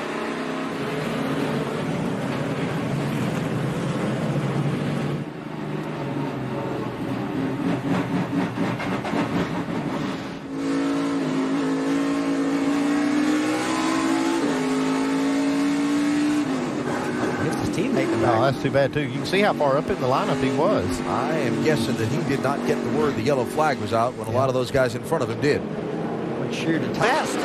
Man means what he says, doesn't he? He does. Oh, around Max Pappas. In traffic, look out. Wow. From 4th place.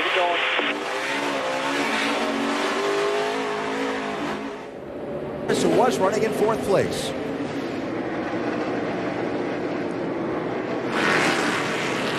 He's America. Billy Johnson got in real hot, couldn't stop, and just took out past Pappas. That was going down into turn 8. Want to see if a caution comes out again and Billy Johnson gets another shot at Allmendinger. Or Vickers gets a shot at all of them. Oh, Jeremy Clements. That's going to bring out a yellow. Hey, we're off the... There's the caution just now. Oh, Alan, I'm telling you what.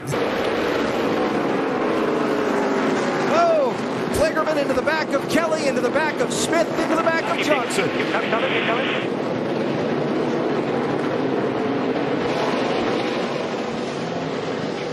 Road America chaos. Man, Johnson. Caution is out. You can see how this stacked up. You see Kligerman gets into the back of Owen Kelly, into the back of Smith, into the back of Billy Johnson, and all of them involved. Yeah, the first Johnson, Regan Smith didn't do anything wrong. Let's watch this again. Saw the 7 of Smith get hit from behind and knocked into Johnson right there. And I'm sure that Regan Smith has no idea where it started, which was actually with the 77. And there is the cause of the caution. John Young is off. They did good through him. Good contact there. Mike Lynette going around. And more behind him. Max Pappas is spun.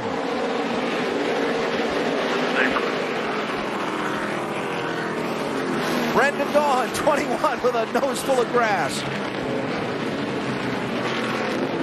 Lynette is trying to fire his car and drive it away from turn 7. For the moment, he's not moved. Forward. I can't get out. I can go backwards, but not forward.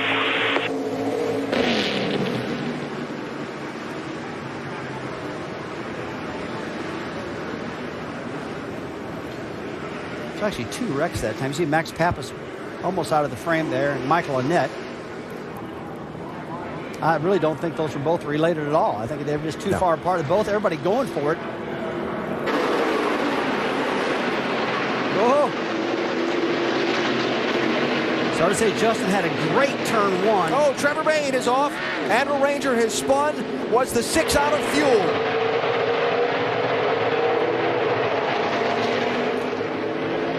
The last lap of this race. Okay, bud. Does anybody run out of fuel? One more smooth lap. One more. He needs 1 more gallon of gas to make it back. These cars get about 4 miles to the gallon, and we got 4 miles to go. There's the race for 2nd, 3rd, 4th, 5th, 6th.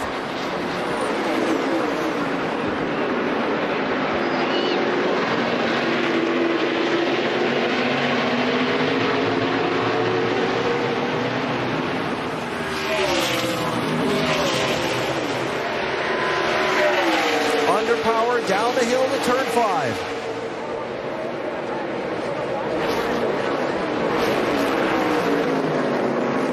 Sam Hornish on the move inside of Brian Vickers. And clump there. Owen Kelly gets by Vickers as well.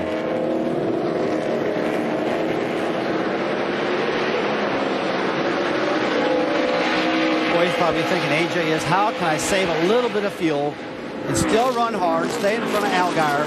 It's really hard to do. But he's got to hunt for a couple spots. He's 2 miles into this last lap right now with 2 miles to go. Owen Kelly with a move on Sam Hornish. Or tried to anyway. Looks like Sam held on. Stays in 4th. Through the Cape. And now the run down through Kettle Bottoms to Canada Corner. In terms of laps led, A.J. Allmendinger has dominated this race, but he's still got a bit to go to get back to take the trophy. Kelly and Hornish going at it. If he makes it to turn 14, Al, he's still got to climb all the way up that hill.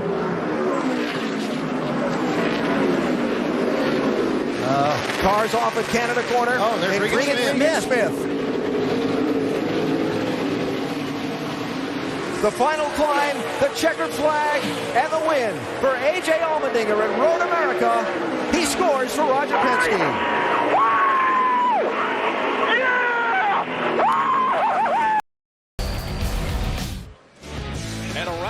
Jeremy Clement. Hard into the outside wall. We heard from Jeremy before he climbed into that 51, and he will not be happy about this qualifying performance. Lost that car and slams the back end into the wall. That is what you call a hard lick right there, Rick. I mean, that is about as flat as you can hit one. That car is totally destroyed. And that was just coming out of turn 2. Looks like Jeremy's going to drive it back to the garage. And surprised he can. Well, the only thing that makes me a little bit nervous about doing that is if you hit that hard, did it make any contact with the rear trailing arms and stuff if you got a bent drive shaft or something like that?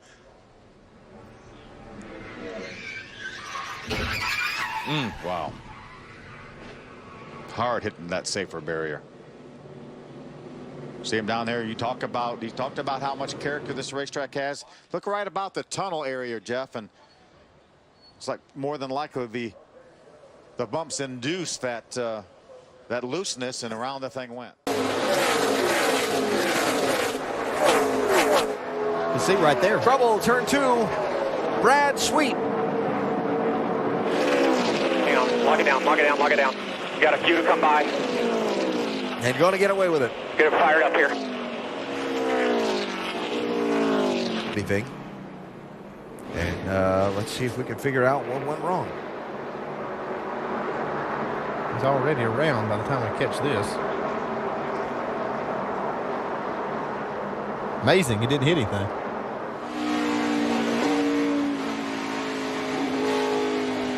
Watch it up ahead here. He's low, he's low. Watch him come up the track. All clear. A few weeks ago, he's been solid, not spectacular, but they continue to get the job done. They've got themselves, we got a spin here on the front, just off of turn 4. Carl Long winds up at the entrance to the pit road, and the yellow flag is out.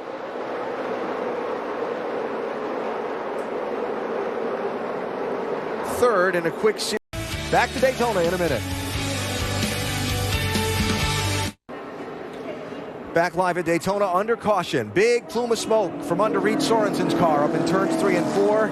And he turns it into the garage area, bringing out just the second yellow of this race. Does that qualify as a big plume of smoke?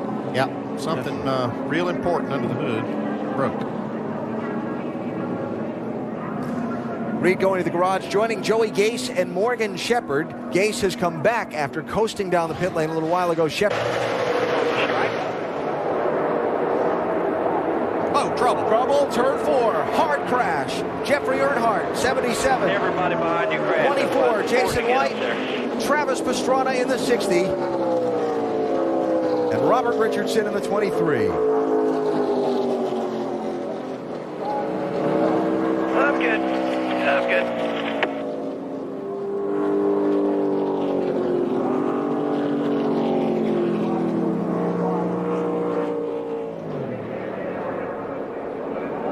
Bain to the inside there, who had made a move to the inside. He was trying to get there and just wasn't quite clear of Go Witt in the 44.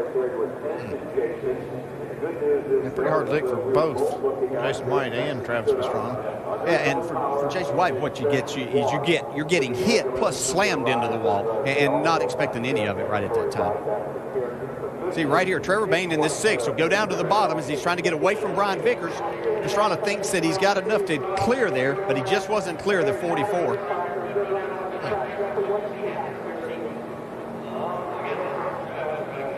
Brian Scott did a good job right there to not get involved.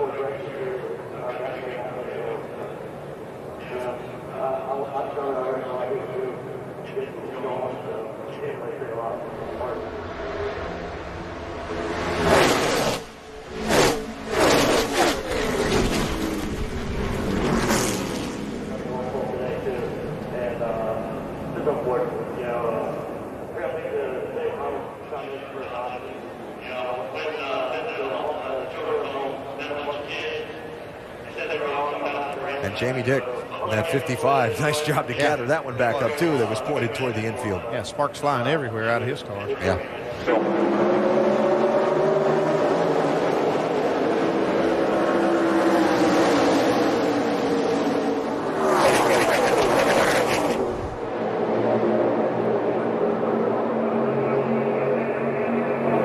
Well, the 77's off the 3. That's going to hurt him right now. Hurt that chances. That 3 got 100,000 reasons to try to win this race. That dash for cash money. Elliott Sadler in position for that 100,000 now. Sam Hornish gets up to 4th behind Sadler. Logano getting pushed out of traffic by Justin Allgaier, left of the screen. Regan Smith there, pushed by Kyle Busch. While out front, Kenseth and Buescher have gotten away. Here they come to the white flag. Hornish jumps out and leaves Sadler there.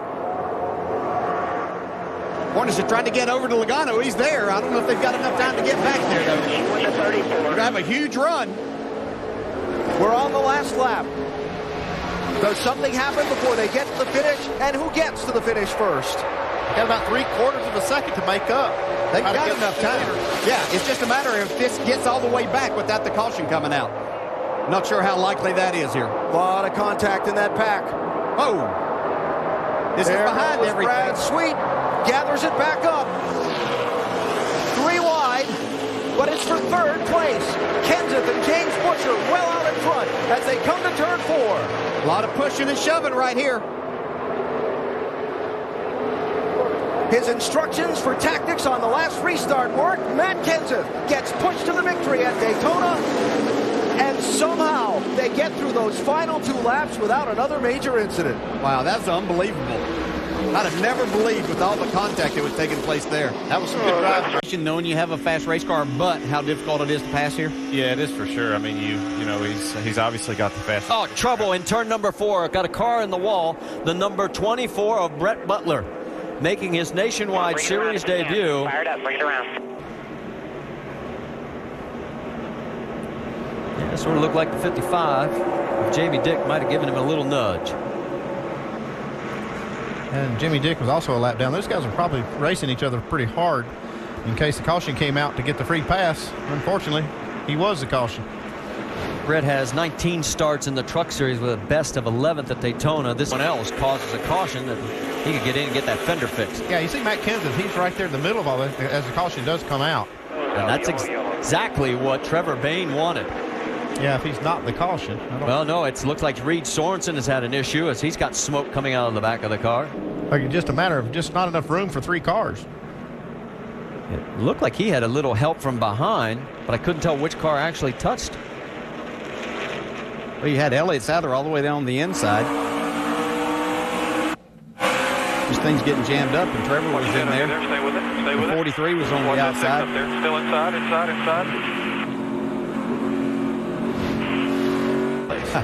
At least for this race. Nothing surprises us when it comes to winning and setting records, though, with Kyle Busch. Now it'll be 2 laps remaining. 2 to go. 2. The gap is 1.8 seconds. Spin off of 2. He's in the middle of the track. Yellow's out. Got a spin out of 2. It is the 44 of Chad Hockenbrough. Another one of our guys making his debut. Doesn't look like he made too much contact. No, I don't think so. It barely bumped the right rear quarter. The 6 flew the nose in the center and come up in the early rear bumper. But I don't think it hurt him too much. Boost championship-wise and a lot to gain. Pace car's off. Strap in. Here we go. Whoa, Landon Castle slows on the backstretch. The green flag is out. And he is slow in turn number 3. I think maybe the 4 car's out of fuel. Caution. Caution is out. Save fuel. Deeper in 3. We'll give you an idea. There, Checker.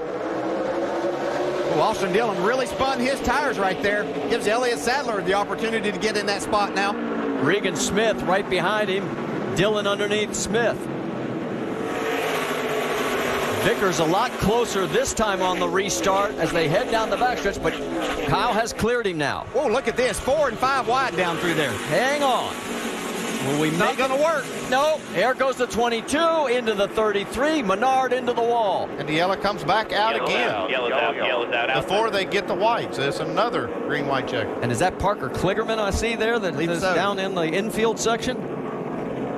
Yes, it is, and he is stuck. We've had a big, heavy rainstorm on Thursday in that infield portion. If you get down in there, as you can see.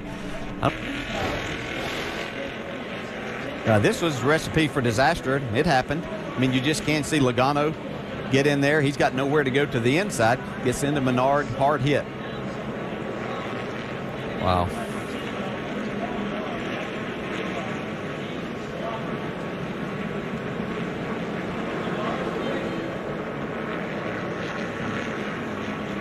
Let's listen from the onboard of the 22. Still inside.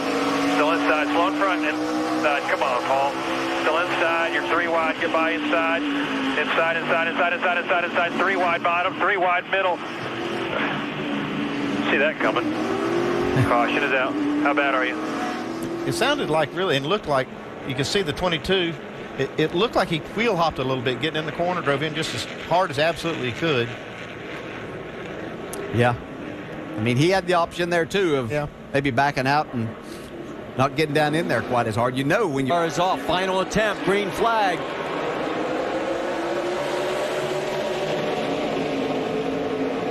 Kyle Busch gets a good restart. Regan Smith into Sadler. And Sadler trying to save it. Can he do it? No, he goes around. The $100,000 just spun out. Down into turn 3. It's Kyle Busch, Brian Vickers, and then Austin Dillon. It's going to be Kyle Busch picking up win number 4. Somehow they got enough fuel in the tank, and they made it. I'm sorry, final lap. One more lap to go. I got so excited, I got 1 lap ahead of myself. Kasey Kahne's on pit road. Looks like he's out of fuel. Kahne did make it to pit lane. No caution. Down through the final corner. Here we go. This time it is for real. Checkered flag is out. Kyle Busch is going to make it. Vickers is going to come home second. Austin Dillon gets the dash for cash. Brian Scott ends up in 4th. And look at the 19 of Mike Bliss as he is down off the track. The 11 has run out of fuel. This is going to hurt Elliott Sadler in the points. Yellow flag out in Chicagoland Speedway. Travis Pastrana has been into the wall in the 60 car up in turn 1. You see he's driven it around.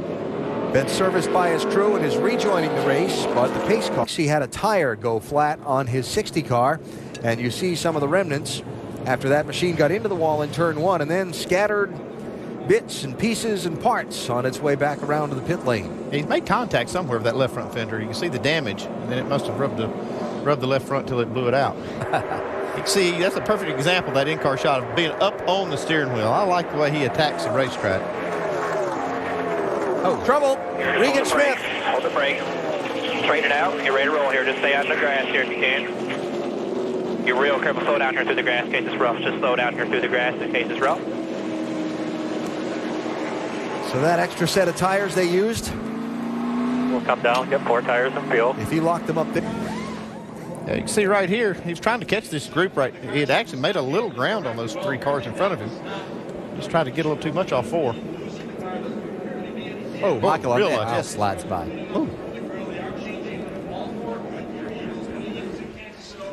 He's really pretty lucky, too, that the grass in the infield didn't rip the splitter off of it. And you heard Greg Ives telling him to be careful. Yeah, right there, usually it grabbed that grass and just yanked that splitter off. And then.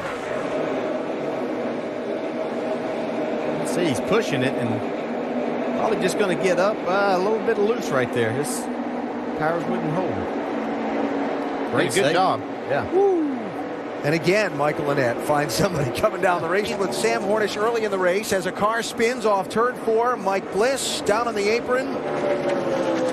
And the caution flag is out. Sure, he wasn't trying to get to pit road there and just missed it. Looked awkward, didn't it? Yeah. Mike was 16th. Remember, he didn't change tires on that. He didn't pit on that right car coming off the corner. Might be doing just what you said, Dale. Thinking about coming down pit road and not quite slow enough.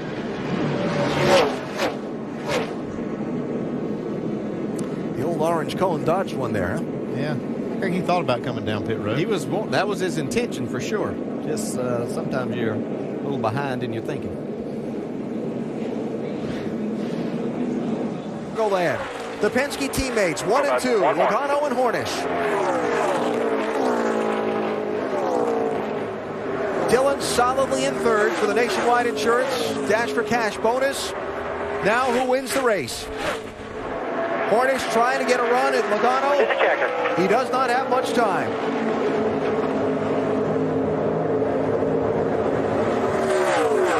The Busman's holiday for Joey Logano pays off just like he wanted it to. Checkered flag and Chicagoland win for Joey Logano and Penske Racing. Woo! Thank you. We don't know. We're going to find out here in a second. But I was getting nervous about whether or not everybody was going to believe what you and I were saying about being one lap and done. Whoa, whoa, whoa. Keep it out of the wall. Keep it out of the wall. Keep it out of the wall. The inside wall. And he's going to get the outside wall as well. That's what we were talking about. You know, that we saw that wiggle down there coming to the green. And normally, Jeff, it doesn't get any better. Doesn't get any better.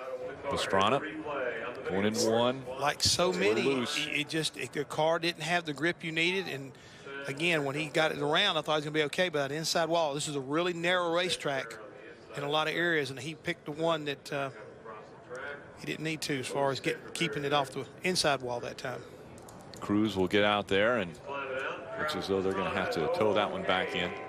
Pastrana not happy. Yeah, Travis realizes that he has too much damage to drive it back. So tough break, and I'm sure his guys now were scrambling trying to get that backup car ready. That's too much damage to repair. Hit the pit lane at once. Trevor Bayne has stayed out, led a lap in the 6. That's not good. Jeremy Clements turned around. This pit road at Indianapolis is a lot tighter than you might think. That's a very creative entry into your pit lane. I bet he had some help. And hopefully no one was injured. Or not. By himself. That looked like an e-brake maneuver to get into your parking spot there. White car at the back.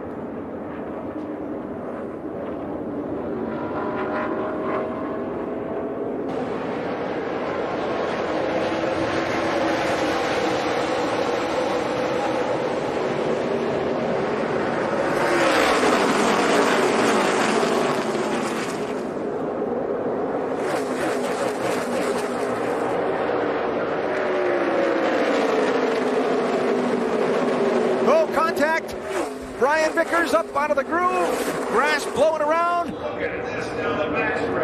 Casey Kane with damage. And more contact with Trevor Bayne. Clear high. I think we got a flat guy still in there. Stay up there. Caution is out. More to come by. Debris on the track, turn 2. You see, Trevor Bayne had a lot of damage right. This wasn't the first contact that we saw. This is out of turn 2 here, going down the back straightaway. So Trevor Bayne makes just a slight contact with the 20, but Parker Kligerman on the bottom now. Looks like he's going to get a little shot from Trevor Bayne. Yeah, I'm sorry. That was in the short chute. You can see here comes Casey Kane up through. This is where it all stacked up. Yeah, got crazy there.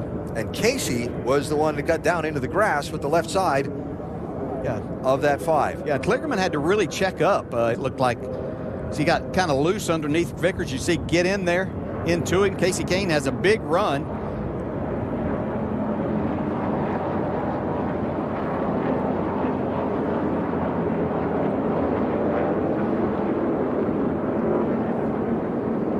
Right here is where all you see is grass and dirt that's flying up. That may end up being an issue for some people like Elliott Sadler and some of the cars behind. We saw that basically knock Sam Hornish out of the race. And then if Baines squeezed there with Kligerman wasn't enough, when Kane started wobbling up the racetrack with the left front of his car all torn up. No place for Trevor to go. On board Alex Bowman here. Clear. 32 coming with you. Clear all around, driving away, stacking up on the bottom there. Come on, use all the racetrack, Come on, stacking up on the top now. Keep coming. Use the whole racetrack. Your bottom of 3. In the final lap here at Indianapolis. The fight is for second place between Joey Logano and Brian Scott, while Kyle Busch looks to score what would be one of the biggest ever of all of his Nationwide Series wins. That was the white. Coming back, checkers, 20 back. They won't get to you. Even when you have a dominant car, they're never easy, are they? Never easy, no. And we talked about that restart and what could possibly happen. Joey Logano did everything he could. Almost made it happen. What a drive for Brian Scott. In position to get a runner-up finish today, his best ever in the NASCAR Nationwide Series. But this day has been all about the all-time leading winner in this series, scoring his 59th win and his first in Indy.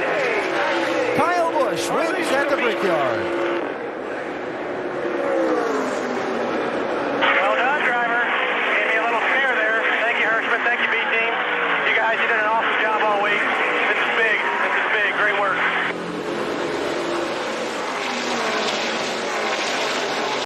When they brought in the second team, and here's the reason we're under caution. Drew Herring, yeah, our pole sitter, spun it, did not hit anything, but it brought out our first caution. This was the longest green flag stretch to start a race this season. Stay with us. The rear tires on his car sometimes, because he doesn't leave anything. I mean, here's the caution. Caution is out. Travis Pastrana in turn 3. So Travis, who was a lap down in the 19th position, was 18th actually. That rear tire went down. Damn. Not Travis's fault on this one. And he does get 2 corners. You know what? You're along for the ride when you lose a left rear tire on corner entry. That's a tough break for Travis. Not the kind of night he wanted to have, that's for sure. Especially after coming off that good run last week at Indianapolis where he came home 10th. Well, you're going to get to ride with him here. Let's listen. All systems normal.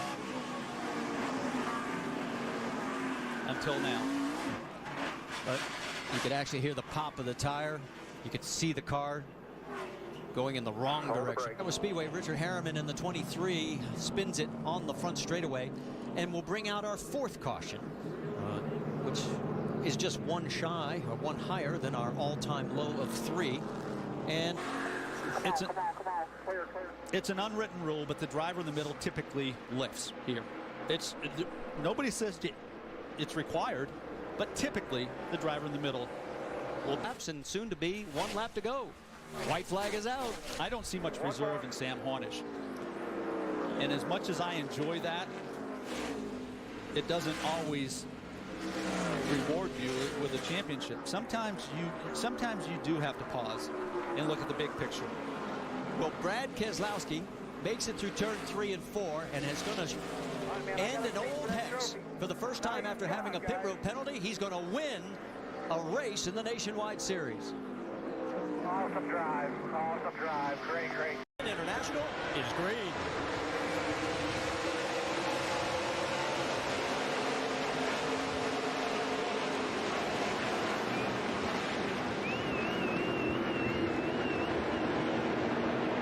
Whoa, a trouble for Kyle Busch.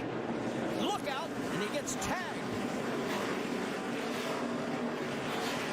Like that might have been Wallace.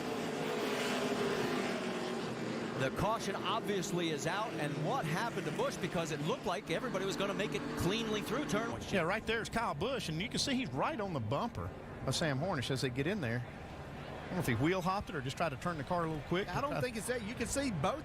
Sam Hornish was even sideways there a little bit too, so I'm not sure if Kyle got into the back of him a little bit and that turned him. Let's go on board with Kyle. Just listen.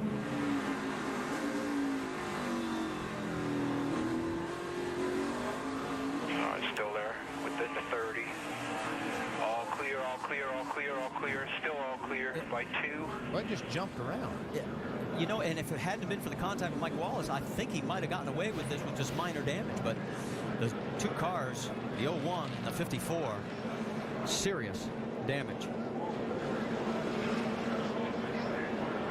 Happened in the battle for 18th, the 6 of Trevor Bayne and Andrew Ranger.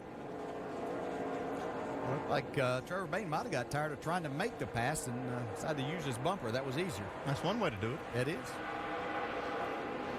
The inner loop, and you have to come to a complete stop. He was running 9th at the time. Yeah, he's doing a good job. I was going to comment earlier. We had a lot of racing going on, but he had kind of floated up into the top 10. He does the right thing, though, by coming to a stop, because otherwise he would have to make a pass-through on pit road. as they came back out, and he has moved himself up into the ninth position. Got in trouble. That's Andrew Ranger. Now the question is, did anybody hit him? So far, we're still green. Ranger was 14th at the time of the spin.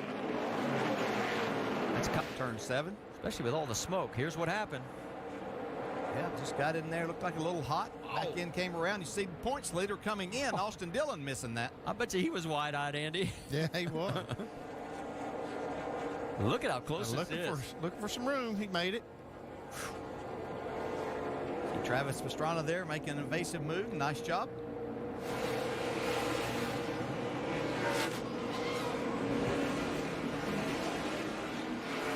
Pretty cool angle. Gives you a different perspective. A little bit, yeah. Meanwhile, 1 lap to go. The white flag is out, and it looks like Brad Keselowski is going to tie Sam Ard with his 4th win. That's Sam Hornish going way wide. He is solidly in second place. All clear, man. You're doing fine. What an impressive streak by the Sprint Cup champion, the former Nationwide champion, and the driver behind that wheel on the 22. How about the rest of these guys in the Nationwide Championship doing the job they needed to do with Hornish, Vickers, Regan Smith, Elliott Sadler all right there inside the top 5, taking advantage of Austin Dillon's struggles. And everybody has tightened up on the championship lead. We'll update it once we get everybody across the line. But right now, all eyes focused on Brad Keselowski. As you can see, he can just keep it on track, and there's the gap back to second place, Sam Hornish. 1 more corner to go.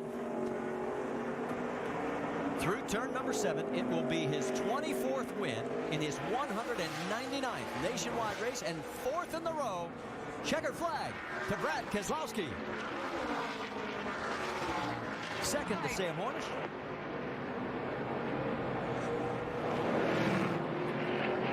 And we're still waiting for Vickers. Got to run this motor again, Brad. Got to run this motor again. We told him that last week at Iowa. He's still sports car course. Here is why in the S's. Number 79 of Jeffrey Earnhardt. Yeah, it was a product of going back to the accelerator too quickly, too aggressively. Had the wheels turned. He was 28th. Yeah, there's the nudge on the 3. And then there goes the 7 going around, courtesy of the 11. It looks like they may have had the contact there. Elliott Sadler, we'll see. Well, I can't tell from that angle. Marcos is going to give us a nice ride here. It might have been one of those deals where he checked up and Elliott had nowhere to go. You got to remember, these cars are pitching. 9th right now, and they side by side with Justin Allgaier, and they are going to stay that way. This could get interesting. Somebody's got to give here. Somebody's got to give. Nobody's given yet. They're still side by side. This is great racing. And they told us it couldn't be done. Well, they're still. Oh, this is where it's going to get real dicey. Okay. This is going around. Yeah. Okay, it can't be done. Well, no, not when you're going into that turn 9 and it's that blind corner. They told us all week long that they couldn't run side by side through the S's, and they made a heck of a run at it. But now, position and strength goes back to Justin. Okay, right-hander, so you say Marcos in a position of strength, a little bump. All right, now at this point, you got to look at the big picture and say, all right, give up. You're only going to lose a spot, probably a spot you're going to lose anyway to Marcos Ambrose. And as a result, Justin Allgaier ends up in the dirt. I'm going to be a little bit critical of Justin here because it's, again, there's a time to battle and there's a time to surrender. On lap 30, it's time to surrender. He was running 8th at the time. I know that Justin and the fans of Justin aren't going to like me saying that, but again, who's got the most to lose here? Justin battling for a championship or Marcos Ambrose coming here to just win the race? You got to consider all those things, and you got to consider Sam Hornish Jr. Owen Kelly is 4th, and there is the 30 trying to make a pass on Parker Kligerman. That's Nelson Piquet Jr., and then he's around. There's a fine line between a little and too much, and that was too much speed into the corner. And And as a result, back of the car comes around, and he has to turn up into Kligerman. Kligerman survives it. Nelson Piquet Jr. doesn't. And you saw how that's out of turn number 8. And he just made a mistake. It just ran out of racetrack, and as a product of getting up on the apron and losing the front of the car and just carrying too much speed. And then at the same time, a little bit further past, there goes the 23 around of Anthony Gandon from France.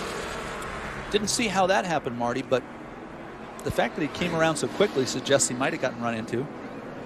Well, you can see that literally Kennedy is buried up. Let's go back and show you what happened to the 6, how he ended up turned around.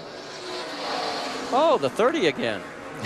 Nelson has had an eventful day. He got right sides up on the apron, and when you do, again, you're along for the ride. Carries into Trevor. That's about the same spot he got in the 32. Yeah. Nelson's been aggressive today, that's for sure. Clear. Caution is out. Justin Allgaier. Oh, man, he just got rammed by the 75. Oh, yeah, wow. Yeah, that's, I don't know if the 75 ran out of brakes or ran out of time, or just ran out. Ran out of judgment or something, but that's a bad break for Justin. And just come preferred line down low, takes the position from Sam Hornish.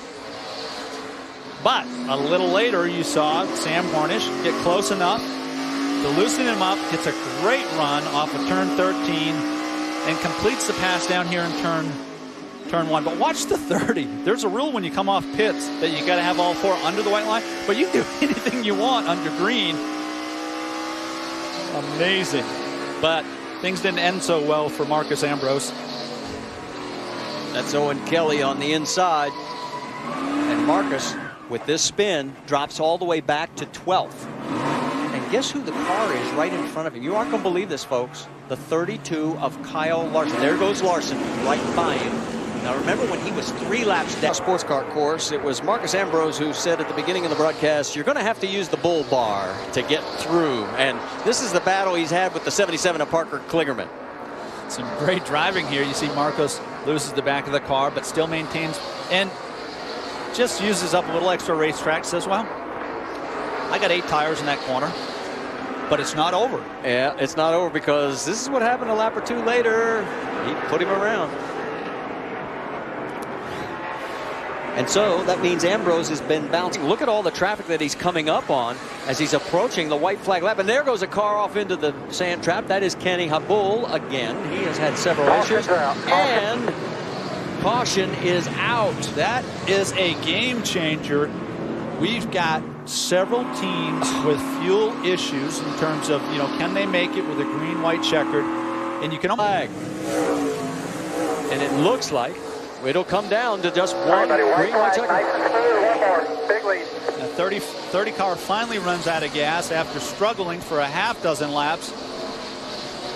And the 54 spins. Oh no, the Owners' Championship for Owen Kelly and that 54 team is in the sand out of turn number 1. Owen Kelly had made no mistakes all day, but the one mistake or whatever happened there cost him greatly. Oh, they're getting really clustered up here from 3rd on back. Kelly trying to get out, but it's going to cost him a ton of points in the Owners' Championship. And look at further back, the battle for 4th. As that is Vickers trying to get his 6th straight top 5 at the expense of the 33 of Max Pappas.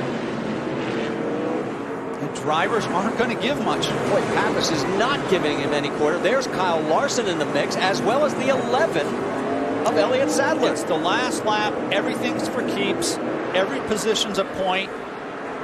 You're really narrow-minded. You're selfish. You're thinking about yourself. If you're going to use up a driver, it will come here in the last lap. A.J. Allmendinger, if there's justice, is being served because he's led the most laps. His car is nearly perfect. He's coming through the last corner.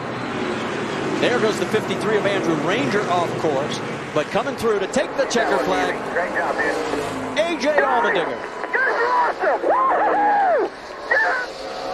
2 for 2 on the road courses, and contact as a number of cars are streaking for the stripe. Ooh, the 32 was a little upset also. Well, and that happened on the last lap where Larson ended up. Oh, he turns him. And Larson ended up finishing 14th after being in the top 10. Austin Dillon had 2 incidents today. First one was not his fault, but you are a little critical on this one. Well, it's late in the race. You got to go, and he didn't do anything wrong except spin. And you know, sometimes you got to lift a little bit to survive. Well, a hard way to end the day for Austin Dillon. And what it meant was he dropped back to 21st, and he is going to drop to a tie for 3rd, 15 points behind Sam Hornish Jr. Stay with us. The huge crowd here at Mid-Ohio. Hold on, we got a problem. The 30 of Nelson Piquet Jr. has turned it around in turn number 4, and did he get some help? I don't know. Brad Daugherty said he wasn't going to make it to turn 4, and I think that might have been where it happened. He was 17th, one lap down. He ruffled a few feathers last week, so I don't know if this was any payback or not.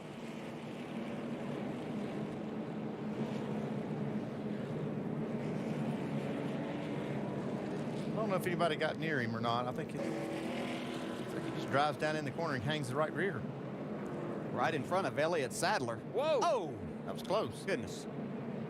Sadler makes a nice move to keep from being collected in that one. Let's go on board with Elliott. You see right here, the driver. Things are happening so fast. You see that happening? You can't just jerk the wheel. Boy, nice job, Elliott Sadler. Could have made what is already a frustrating night even worse, but was able to survive that. Sadler is shown in 17th position. Can't get the 0-1 out of the way.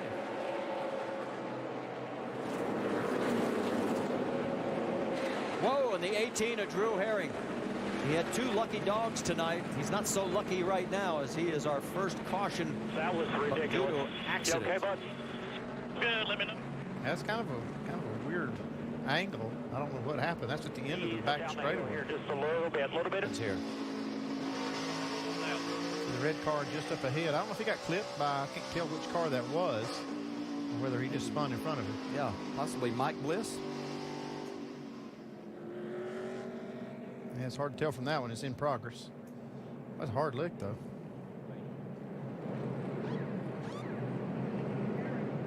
So our 3rd caution of the evening, first due to a crash. And we're getting word that the 7 brushed the wall. Regan Smith's day has gone from bad to worse. And he is backsliding fast. And look out, the 51 of Jeremy Clements slides towards the wall. And now we got a log jam up front. Brian Vickers is around. Right here on the front straightaway. Vickers. A lot of damage. Heavy damage. Kligerman, heavy damage. So our 4th caution comes out, and this is going to be a big hit in the points for Brian Vickers. He was running 10th, the 70. I'm not sure, but this may have started right with Regan Smith. He got in the wall. And that kind of jams everybody up. See, you see this all the time at Bristol, how one incident can just stack up behind you.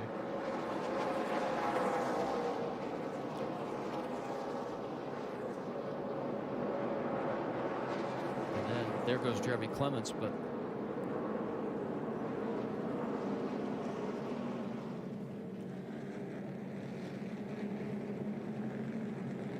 here's another angle.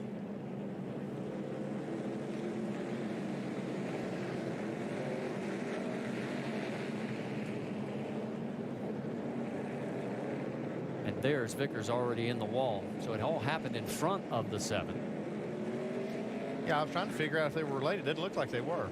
And I think Vickers and that group were in front of all of this that was happening. On board with Hornish. I believe there's something on the racetrack. I saw too many cars sliding around. I believe that somebody was putting something down. Oh, there you go. Well. Oh boy, I tell you, could have been worse, but it's still a hard lick for Kligerman. Sure was. On both sides.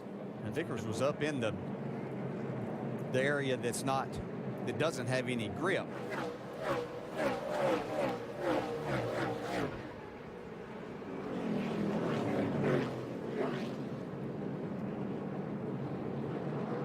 So it looked like the 20 just ran out of some grip. And there's Casey Kane. Yeah, I just have to believe that there's something on the racetrack there. Too many cars sliding around. And Too many good cars. Yeah, I mean, you see Casey Kane get out of the groove, get in the wall, right behind him. Vickers does the same thing. On board with Casey. And that thing just took off. Inside. Somebody in front of him. I can't see the car number. But just in front of him. Behind you, still in there. Also, big wreck behind you. He's just run roughshod over this field. Final lap, the 54.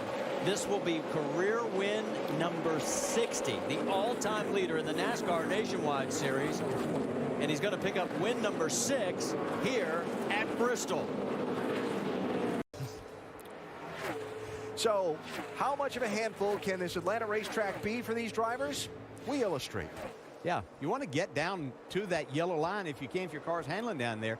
But you can see you get down there, get a little bit under it, and it kind of just sucks you back down there. You watch Sam Hornish with this.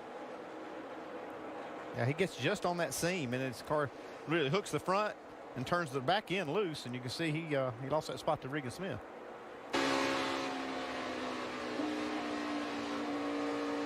Yeah, you can almost see that, Dale, how it just pulled the front of the race car down over that seam. Yeah. You like for that to help you right there. If your car's a little bit on the tight side, you can get. We talk about managing these tires, Dale, and we're at lap 36. At what point do you start running the car as hard as it'll go and get the most out of it? Got a caution, got one spun on the back straightaway. 23, Robert Richardson. Well, they'll get new ones now. Yes. So you're glad you didn't have to start this. Start rolling on the bottom. Robert had some problems on the pace laps getting away from pit road. Had to back into his pit stall and get some attention from his crew. He did. Yeah, back end just jumps out from under him. Yeah, he's right down there on the bottom of the track. Hits the pretty wall. significantly hit. Yeah, look. Yeah. You couldn't tell there was a ton of damage watching his car go around there, but I'm sure it's just pushed everything back and down. Yeah, right side of that spoiler's dragging the splitter on the front's dragging the ground, isn't it? Smith is through, watching these front two side by side for a third straight lap. Trouble, Casey Kane. And Nelson Piquet got into Travis Pastrana a little bit too, trying to avoid Casey. A little damage on the right rear, Nelson Piquet's 30 car. Second caution of the race, Casey running 9th at the time. They are. Yeah, you see, it's Casey Kane, and he's up in the middle of the racetrack. I think just breaks loose. Yeah, he's on one of those seams there. You can see the left side tires, and that could have just been the left rear losing the traction, because you can see both the left side tires were in one of those seams. Look at it inside the car. I bet Casey had his hands full right here.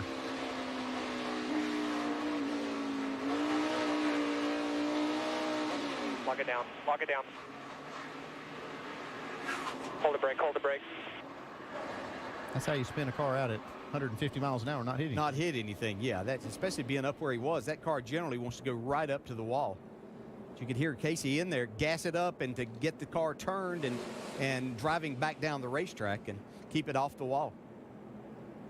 And then the Pastrana-Piquet contact you talked about, Andy. Yeah, I thought Piquet was going to actually hit Casey in the door, and he does a good job to avoid him, but he gets up into Pastrana a little bit with his right rear. I don't know if Travis has got any damage to his left front fender. Yeah, got hit a couple of times there, so. Yeah.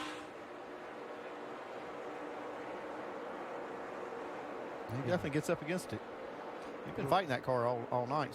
Looks like it's been tight. Yeah, and they had a lot of high hopes after. Finally got up there challenging Kyle. Going into the corner, right front tire goes down. Fortunately, Joey felt it, called it, didn't do too much damage to the car. Came down pit road, got those right side tires, and the car. Trouble, front stretch. One going up in smoke. Into the wall hard. Jeff Green. Oh, that's a hard lick for Jeff. Yeah, I'm fine. Hell, I thought I had him gave him room. Well, that's good to hear. Yeah, I'm fine.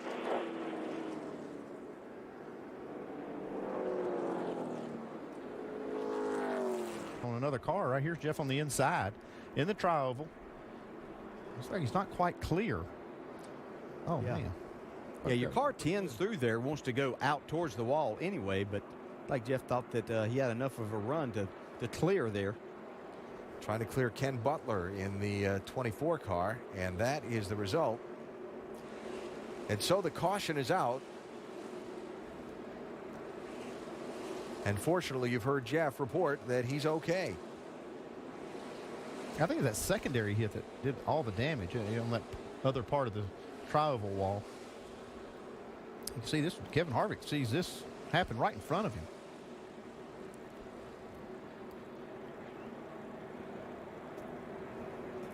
So, white flag here one more time. Going. He's going to have to make the outside work if he's going to get it done. Oh, he drove it in so far trying to loosen Harvick up. See, look at Kyle. He is giving you all he has. He's still not giving up. That might have been the race, though, right there. That bobble in the middle of one. Yeah, he did everything he could to get to his back bumper and loosen him up, but didn't make it. Kevin Harvick is going to score another win at the Atlanta Motor Speedway. Checkered flag tonight for the 33.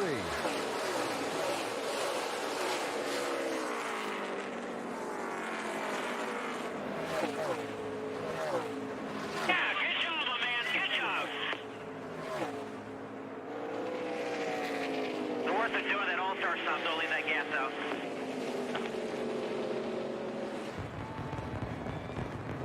Pastrana and Vickers racing for a spot. That was for 15th place.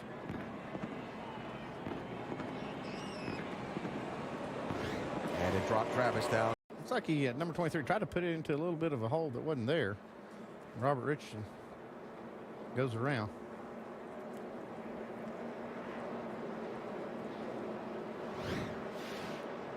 Pit road's open. Robert Richardson, the only taker so far.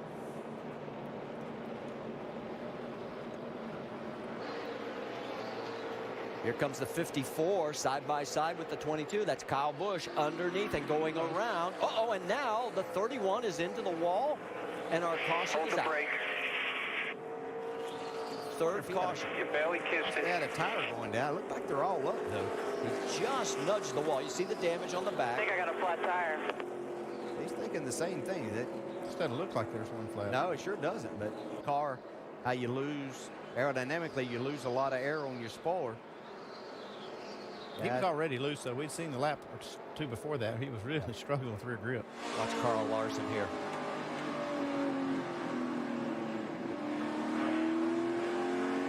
Nice job to avoid that.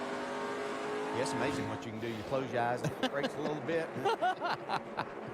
No. Dick and Jeff Green. Yeah, these two of them are side by side right here. I'm not sure if Jamie Dick wasn't trying to get to pit road. You see all the smoke from, looks like he locked up the tires. And courtesy of our over-the-wall Jamie Scooter Edwards, the jackman on the 14, this is the damage that they had to work around.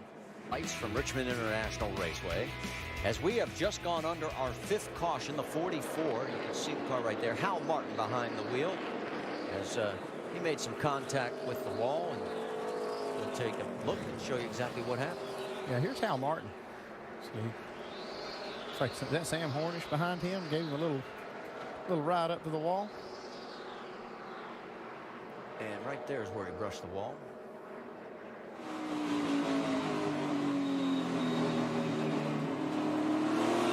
Inside 32. Sounds like Sam Briggs just couldn't get it down. All right, here we go. With has won here at Richmond.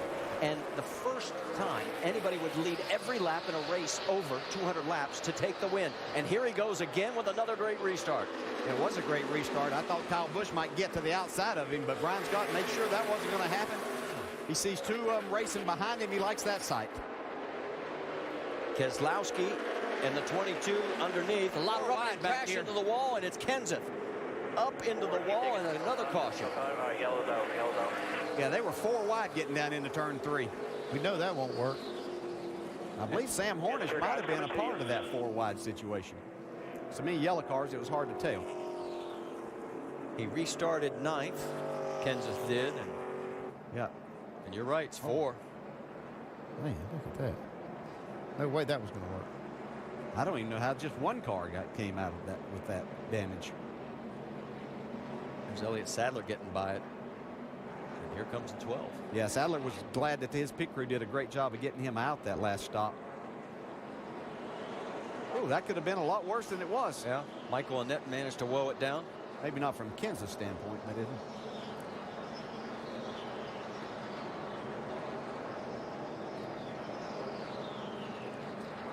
Give you the view from Kyle Larson's onboard.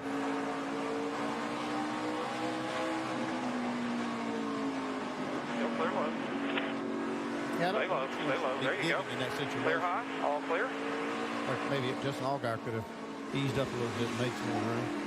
Yeah, Austin Dillon did a great job here. Come on with it. Car. Keep coming. Boy, but he lost a ton of spots. Yeah, he did. And Sam Horn is being aggressive there down the bottom. But if you're going to be aggressive, that's the place to be. You got yourself in position. He could have. Can he do it one more time? No, he's got wheel spin.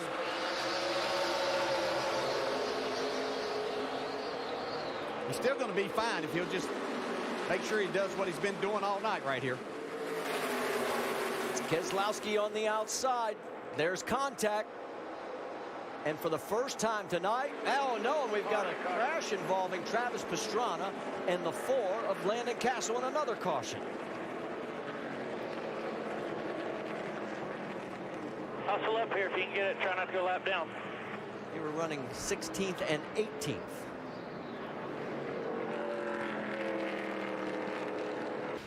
Hey, you see this Travis Pastrana.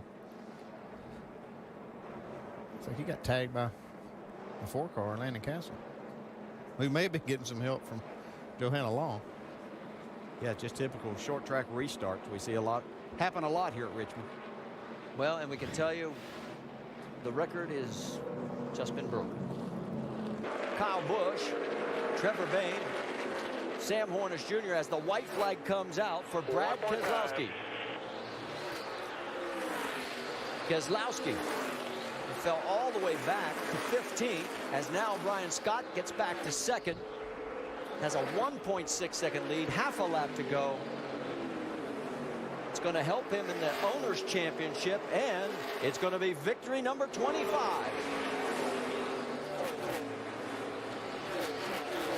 Great job, everybody. 5 for Hurt. Great job.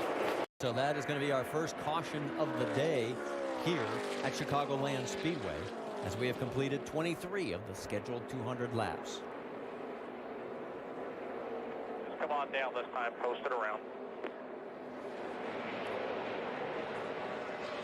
Remember we talked about threading through lap traffic. Let's go back a couple of laps ago while we're.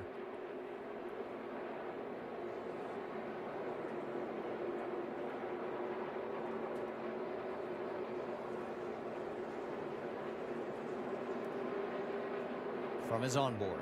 Yeah, he gets also this good look at this. Watch these two right here. 20 inside.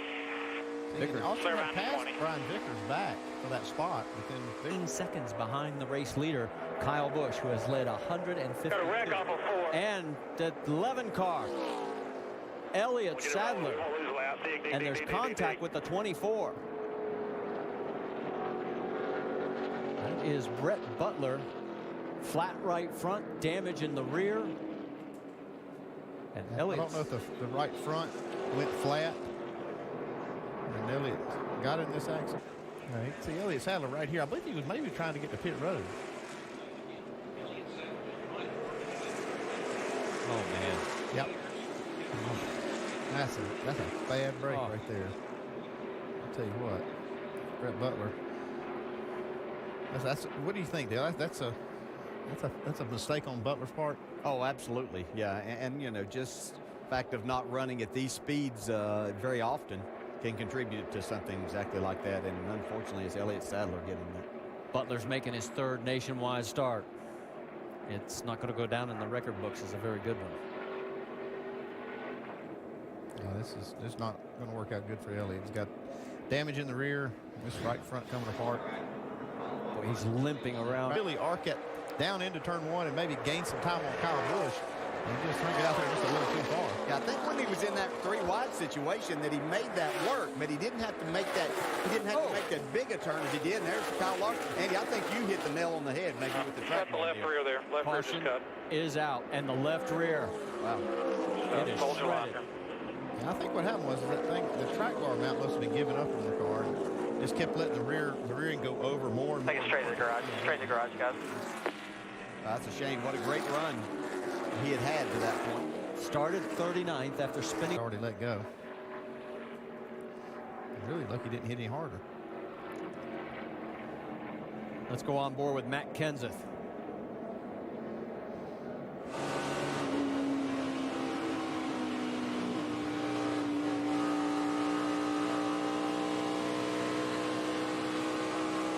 And we mentioned all the debris. Yeah, it starts taking out the wheel well, inner fender panels. That's just scattered debris everywhere. And then you start seeing the foam from inside the door.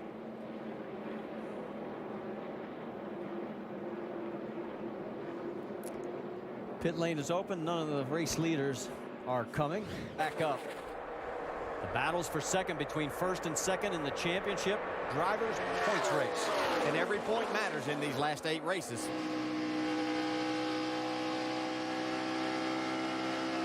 Dillon pulls ahead of Hornish. Uh-oh, they make contact. Yes, Regan Smith. First it was Elliott Sadler. Now Regan Smith.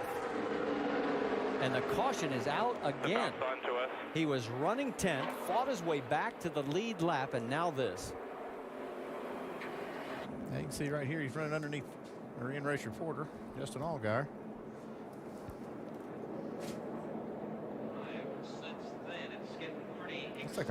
Did Allgaier get in the wall? Allgaier got in the wall, and Regan had been chasing his car up there because it was on the free side. From the 7 on board, we'll just listen. Just the 31. Just the 31. In the wall. Well, you're right. They were both out of control. Yeah. Hold on to it. Get those tires ready, boys. On board with Justin Allgaier.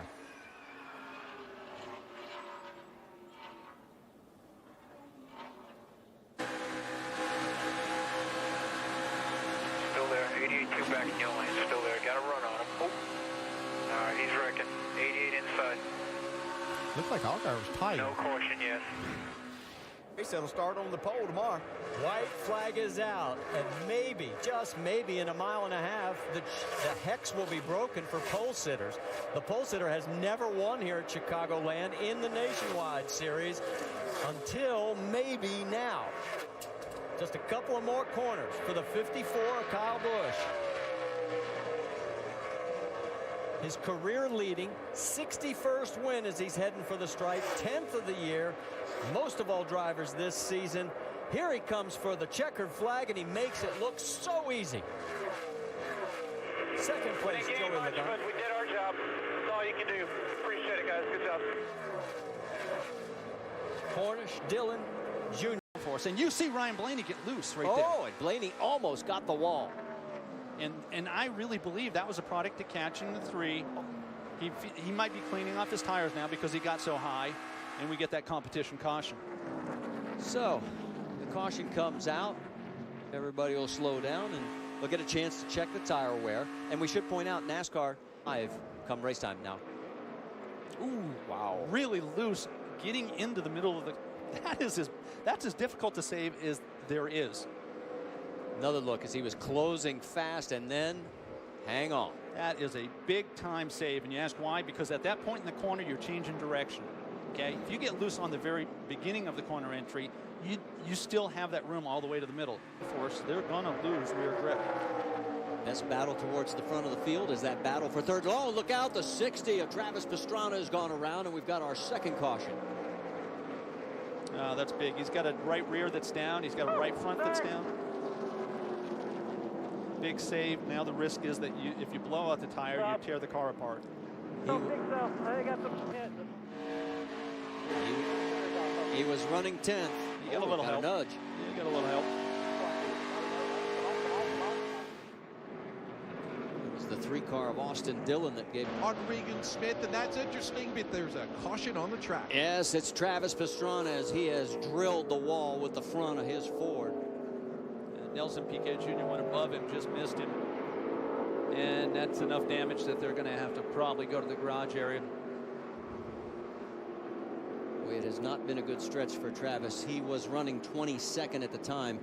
His last two, the money stopped. Boy, these guys earn their money potentially. Yeah, we could see potentially 13 seconds on a Whoa! Brad Sweet on fire. Yeah, right front's down, Marty. Now, have these cars committed? The 31 and the 11. The caution has just come out. Look at the right front. It is just torn up. And the flames are still shooting out the right side of the car. And Brad is going to bail out. Yeah, he needs to get out of that. 11 of Elliott Sadler went all the way through pit road. The 31 did complete the stop. Go back and show you exactly what happened. He was running 19th at the time. Ooh, he got hooked in the right turned. rear. Yeah, he got hooked.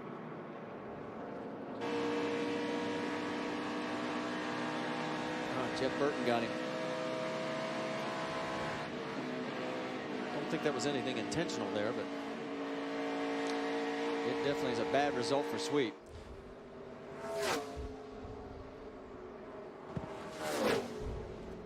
Yeah, my experience is the only way to really know if that was intentional or not is to. If he'd have gotten into the 22, that would have been a mess. Yeah, it would. Keep in mind, risk versus reward here for the 3 and the 12. Yeah, they want to win the race, but they're battling for a championship. We got a caution. Jeffrey Earnhardt has turned it around. Caution is out, number 7. And that is not what Blaney wanted to see, because look at the gap he had opened up. Yeah, that was some great driving by Austin Dillon. Remember, when you get loose underneath the car, you can't immediately turn right. You can't put it. That car snapped loose because of the bumps, because he drove deep in the corner. Especially with a 19-year-old rookie. How about it, Rick DeBrule? The thing I have to tell you is that this position for Jeremy Bullins is nothing new. He has been there all race long. We got a spin on the track. It's Regan Smith. Yes, he's turned it around, and look out. Everybody's splitting the difference. And boy, for Regan, the 1.5 miles have just been awful. He has not scored a top 9th when this happened. You see the sparks. That was, again, the bottoming out. Great job by Alex Bowman. Whoa. Oh, my gosh, it's instinct. Trust me, you can't think about this. You just react. We're on board with Brian Scott. And that's difficult. Keep it down. If you kept it down, it would have turned right into it. You know what I used to tell my spotter? Don't tell me. Oh, you want to run wide open from here. Oh, look out. Sam is getting loose. He's going to lose some spots. Gosh, we've seen that over and over. What a save, though, to keep it from going into the wall. Amazing save. This is the first time in a long time where this late race aggressiveness has cost him. It has paid big dividends until tonight. He's going to lose quite a few spots, but Blaney has opened up about 4 car lengths. Sam saved himself. Oh, look out. That's this is not going to work. Kligerman into the wall. And we now have another caution on the track. Oof. On board with Parker as he has come to a stop.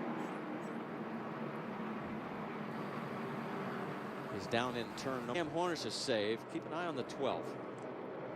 Right there. Actually, maybe a little bit below the apron. And he had the car crossed up in front of the field. When you turn right, obviously you're trying to catch up with the car, and you're going to go up the racetrack. And then here's what happened to the 77. And we're going to have to see that again. But it got crowded through the dog leg. Front stretch has that kink, and you can see trying to force it 3 wide.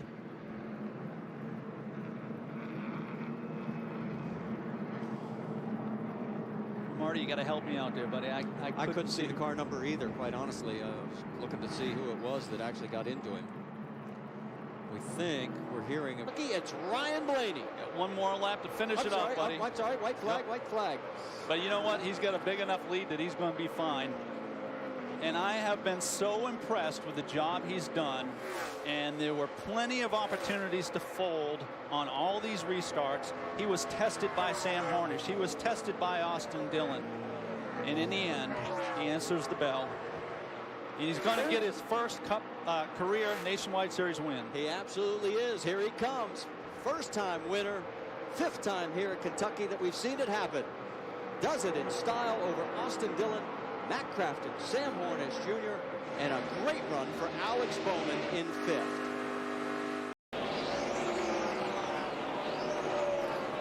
Those of you who've been watching Oklahoma State and West Virginia, welcome live to Dover as the first caution in the race comes out. Brian Scott in trouble in turn number 2. As we come in live to one of the most difficult and treacherous mile racetracks on the NASCAR circuit. It's called the Monster Mile at Dover. Monstrous banking in both. Sometimes. See Brian Scott up here trying to find some grip, kind of like Kevin Harvick. It's just one of those places that, you know, when your car gets out from under you, you have no control of. It's not like you can just save it.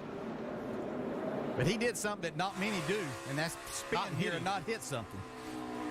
See right here, he just tried to power back up, and he was trying to carry a lot of speed through the center, and the back just couldn't keep up with that. All clear. He's trying to wreck. He is spinning out, causes out.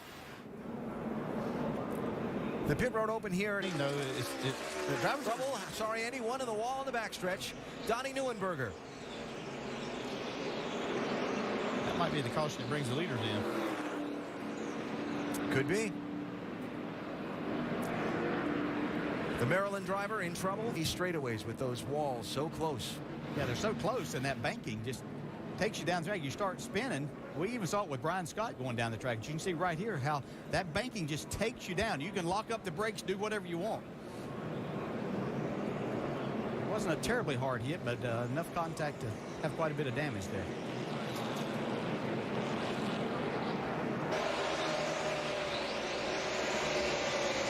Wow, nice save, Brian Scott. Kidding. Wow. Already had a big balls. White flag's up. Does he have enough gas to make it another mile around at Dover and set the record for 4 consecutive wins?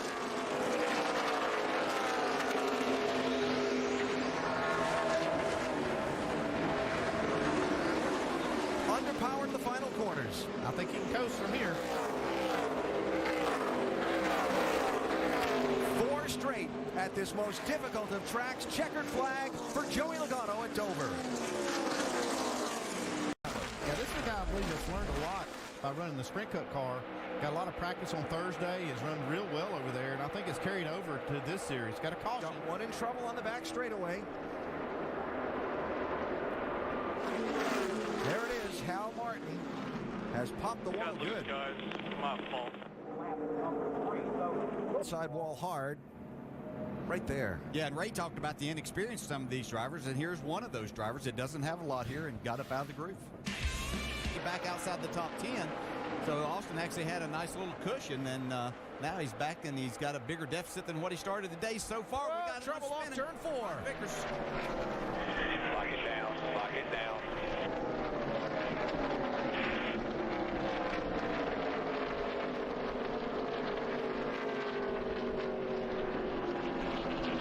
Right there, nice and easy getting back on 1-3 cars. But it looks fine. Tire. And goodbye. Yeah, you can see he got loose when he got back in the gas, and he didn't have anywhere to go by turning the wheel right to correct that.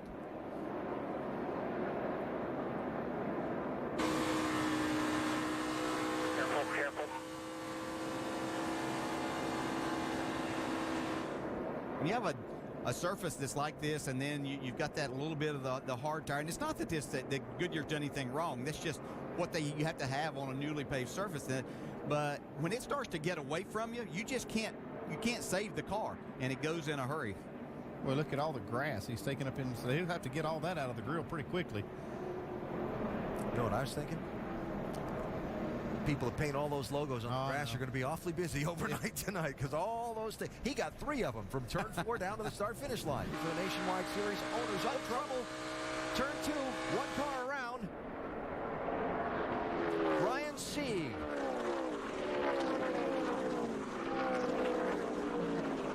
Going to have 4 freshmen for sure.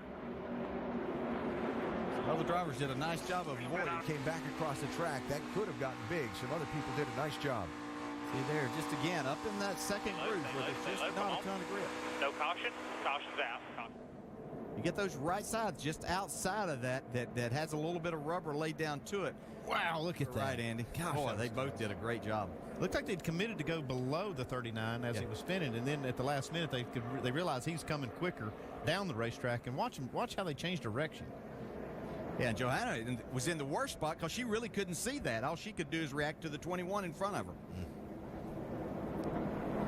So the 26-year-old from Georgia, Ryan Sieg, involved in the third single-car spin in the early going of this race. And once again this year, Kansas Speedway proving to be a handful for the drivers in the NASCAR Nationwide Series. To make that work, you have to stay really tight on that car that's to the inside of you. And when you do that, you're putting him and yourself in a very vulnerable position because you're taking the air away from that right rear, which is basically the support system for the driver. Travis Pastrana. You're locking down. Yellow's out. Didn't hit anything, Chad. We spun off of 2. Get it lit up here. Leaders at the line now. Somebody else spun in behind him, too, coming off of 2. I think that might be Joe Nemechek. Yeah, trying to make that run off the corner work, but you just get loose and nowhere to go with that car to your outside. Well, you can turn it right and go into him and wreck him, but Travis did the thing to stay off of Alex Bowman. See, the car made a little twitch. He tried to go up and catch it and got into the side of Bowman. Travis kind of back to where he found himself a lot earlier in the season, that he'd never raced here at Kansas Speedway before, just the once a year here for the NASCAR Nationwide Series. It's not a place that had ever been on his schedule prior. You can see Nemechek back there behind. I thought maybe he got tapped in trying to slow down, but he just lost it also on the exit. Just a tricky place. Moving that way. Adjustments for Kyle as well, who spent most of that run in the 7th position. And caution out, someone trying to get back up to speed on the apron, spinning out. Elliott Sadler brought up the yellow. Yeah, we saw that in caution. In the Sprint Cup practice, Matt Kinsley makes it slick. Down the apron must be too. Just kind of loops around.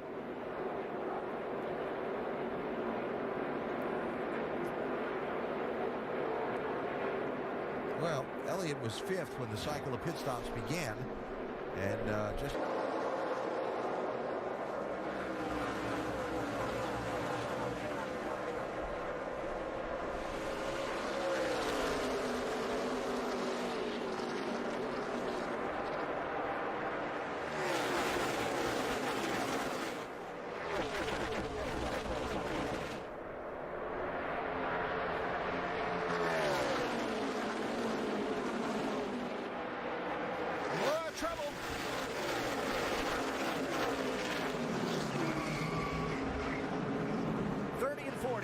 PK in the 30 and TJ Bell in the 40. TJ Bell took a pretty good lick there on that left side.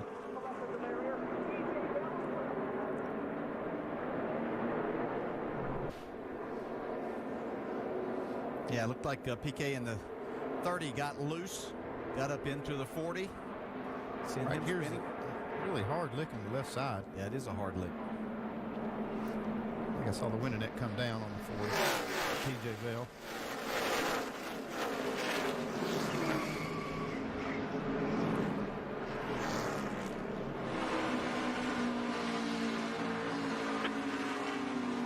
See, he was just trying to save that car.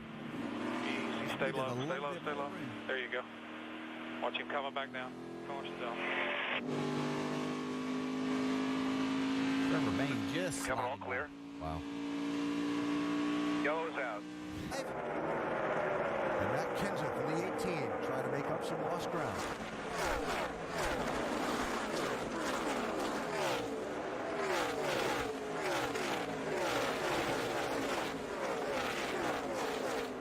Trouble. 2 cars involved. 79 Brian Silas spun. Spun in 2. Got the rear bumper cover taken off. Ken Butler collected him.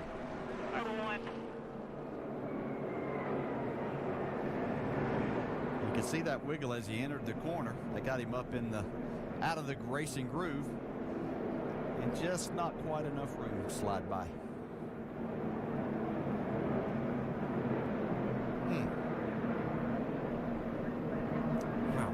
back end caught that 24 car. You're the driver in there. That can't be fun. Watch that rear spoiler in that window. Wow. Yeah, you're right, Alan. That's a close call. That roll bar right there to protect the driver. That's exactly what it's for. At that point, by the driver, you've got your eyes closed, so you don't really see that. Is that what it is? Yes. Cars week in and week out and having a solid day so far, Doc. Exactly, DJ. Never having been, whoa, trouble on the racetrack, guys. Chris Buescher. There you go. Just keep spinning. Nothing coming at you. All right, now get her together. Nothing else coming. Another one that's had an up and down day. Scraped the wall off turn 2 earlier. Went back. They got. Yeah, he was running 14th. Let's see, a lot of guys being pinned down on the bottom. Just don't have the control in the air on the car. You can see Vickers into the wall there too, so he'll have some damage. Yeah, you just don't. These cars are so dependent on that air on the right side of these cars to help them. And once you don't have that, when they're having to run so close together, just creates this type of situation. Inside car gets loose, hits the guy on the outside. This caution comes out at an absolute perfect time for Regan Smith because he can make it from here. I think this will bring everybody. I think a lot of cars can make it from here, so he can bring a lot of other cars down pit road. Big break for Regan. He was going to have to pit under green in just a few laps. Yeah, may see Trevor Bain and Matt Kenson stay out, but pretty much everybody else should be on pit road. That could have been a lot bigger. Keep coming. Yeah, look at those cars behind him scattering. He does have a little bit of a lead. He's got a couple of seconds now, so he can, and especially, look out, more than that.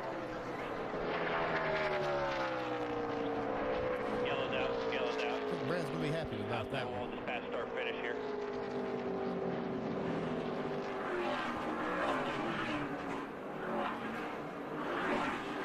Race for second place. See if you can get it cranked up rolling. He basically just dumped him. Certainly could have been avoided, no doubt about that.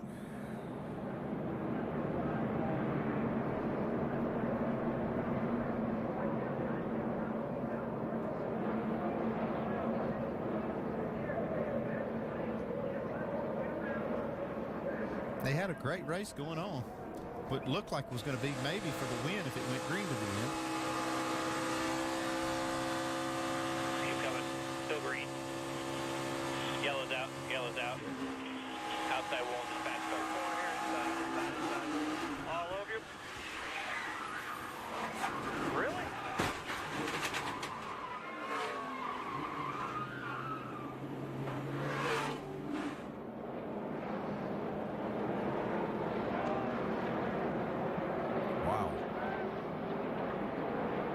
Pretty hard lick, but square on the back of the car. On Smith while Kenseth puts a gap and comes to the white flag. We're on the final lap of the race.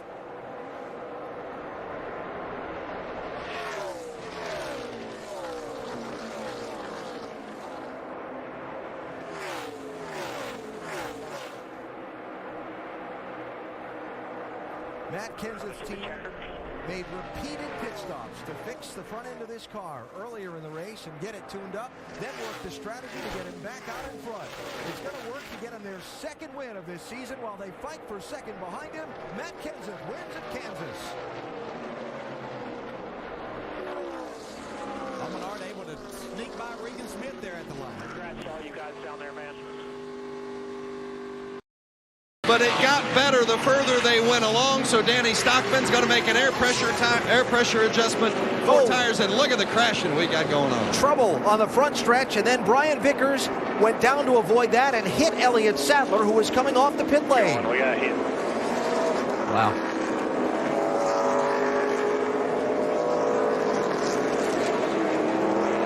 Bizarre moment that started with trouble on the front straightaway and wound up with 2 Joe Gibbs Racing cars crashed in turn 1. 95 car of Reed Sorensen. It looked like he was just, well, he caught the grass in that trioval. Yeah. That's what it was. Happens a lot of times. Oh man, that was a hard lick too from the outside, and that's where Vickers was just trying to avoid. Wow. and it's just not Elliott Sadler's day. No, and the 11 and the 20 both have had so many things happen this year when we expected so much from both of them. A lot of times you go cut that. All three is slow head, spinning head, up, now down. All right. You got to cut that dog leg just a little bit, and he was approaching those cars really quickly, got down in that grass, then you're just out of control. Eric McClure also involved in the 14.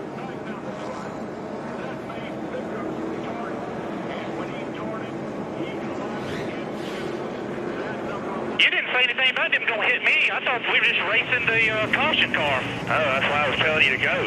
Over in 3 and 4. I believe that's Elliott Sadler's car. They're right in front of the leaders, too. They're coming. He's out of the way.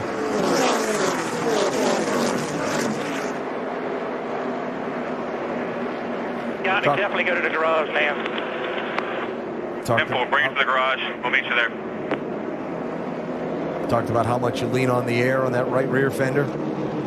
Yeah, not having that right chain really changes the dynamics of these cars, and he probably started trying to push it a little bit. Yeah, and there's nothing to lean on. Yeah, he was just kind of taking it easy, filling it out. But as you do that, you build up a little bit more confidence in it, and then you find it. Caution is just waved in the Dollar General 300. Jamie Dick has spun off of turn number 2. A very harrowing moment.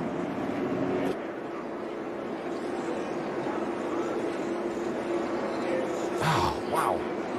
This is where it almost got bad. Oh, boy, that was close. What a hard hit that was, that inside wall. Wow. Those are the hardest ones, too, right on that driver's side, flat.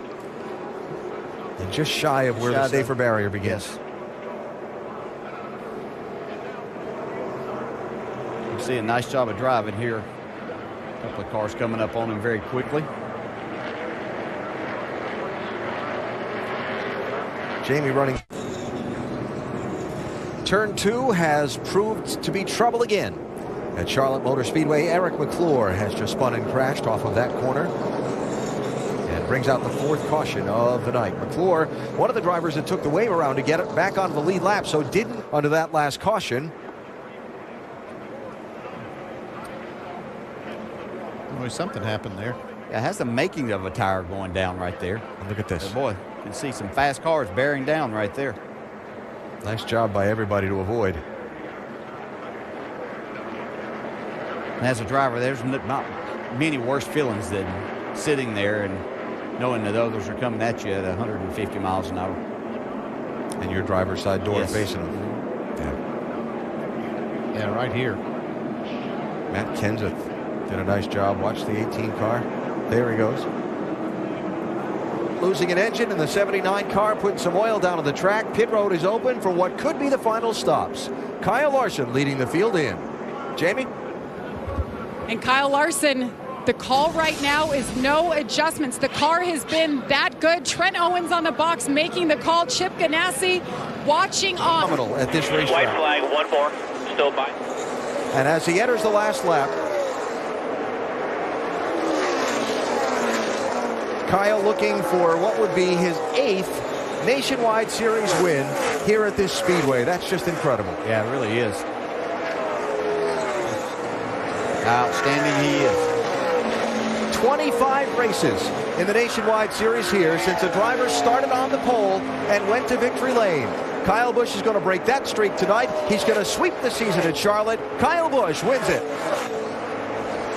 Austin Dillon finishes 2nd. Sam Hornish 3rd. Basically a draw on the championship tonight, sending them into the 2 off weeks and the final 3 races. Matt Kenseth, championship contender Sam Hornish trying to come to pit road, but somebody's crashed behind him. It's Kyle Busch. Okay, get on the pit lane. Backed it in the wall. It's shortened the back up pretty good.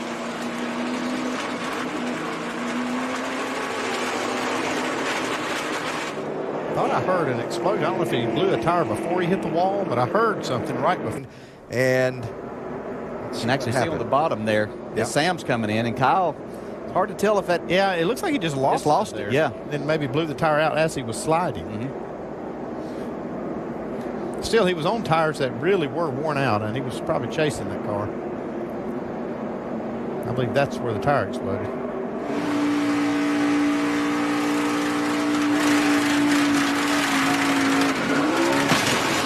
don't know. No, Lock her down. Lock her down. Sounded a lot like something was going on there. Yeah, I could hear something. The right rear tire blew out. Tire did blow out. There we go. Pit stop, Doc. It'll be 4 tires for Denny Hamlin, make a chassis job. Trouble, backstretch. Joe Nemechek. Caution. That's us, guys. I don't know, 6 just dumped us.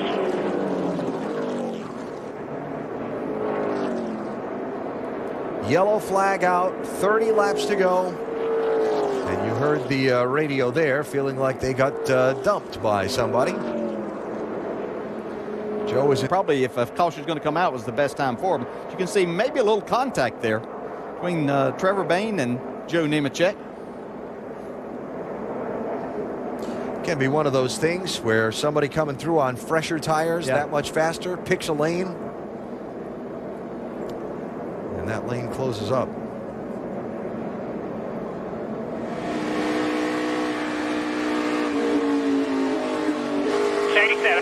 Watching. Come on. Keep coming. Caution's out. Yes, it is. Third yellow flag of the race. Nice job of driving by Denny Hamlin there to keep the lead. Got trouble off turn 2. One around. Travis Pastrana. He wrecked. Oh, really sorry, guys. Sorry. Crap. Oh, my gosh. All good. Sorry about the car. Something was going to happen back there because at one point they were 4 wide. Busch getting a little bit of a run a few laps down. He had a big run there, and then you could see 14 car get a little bit loose right in front of him, and as he started to push up, he just made a little bit of a turn on the wheel, turned him sideways.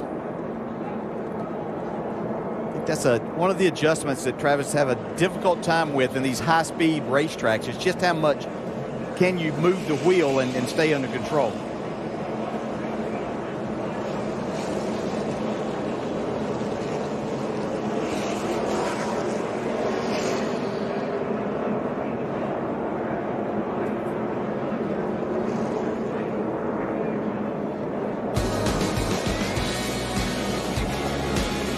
Sliding and smoking, and unfortunately catching the wall in that 60 car.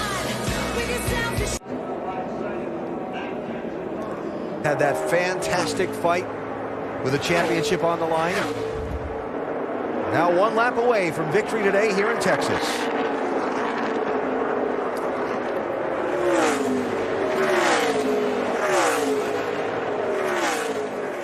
Bring it home, Herb.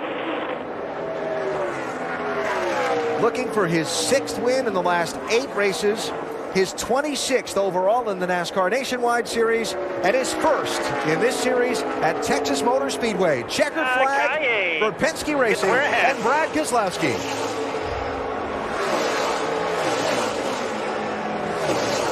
Good job there, Cowboys. Hey, they are asking us to be efficient.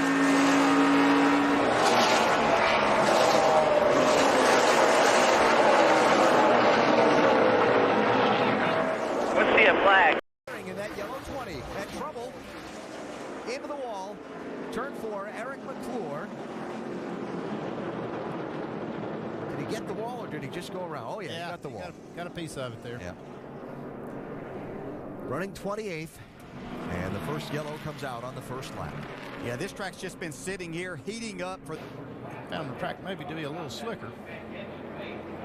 Got up out of the groove. That's the problem here. We get up out of that groove.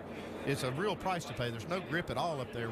Austin Dillon 4th, Sam Hornish 13th. Those are the major players in the Owners and Drivers Championships, respectively. And a pretty good fight here as Matt Kenseth in that 18 is sliding back into the pack. Yeah, I don't think 2 left side tires agreed with his setup at all. Got 1 around in turn 2, and the caution is out. Brad Sweet has spun.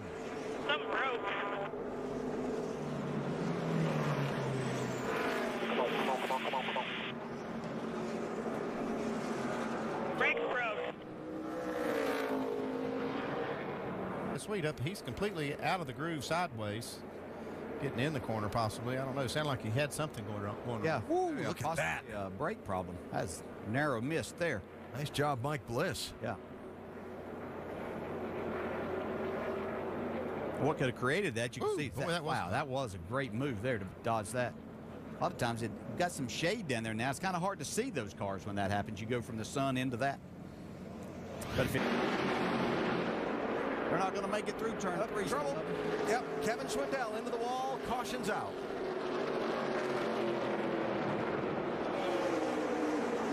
Yellow's out. Back it down. Keep it up top. Didn't hit that hard. Just hit right rear. Far ahead as he could. Right here is Kevin Swindell on the outside of Parker Kligerman. Oh, got a little help from Drew Herring. Yeah, that could have happened anywhere back through there, though. That's one of the wildest restarts I've seen watching.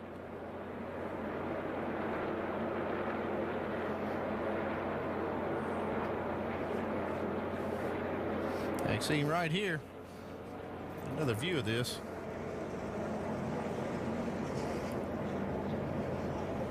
Oh, Kyle Larson barely got through. Just in the nick of time he was, yes. Yeah.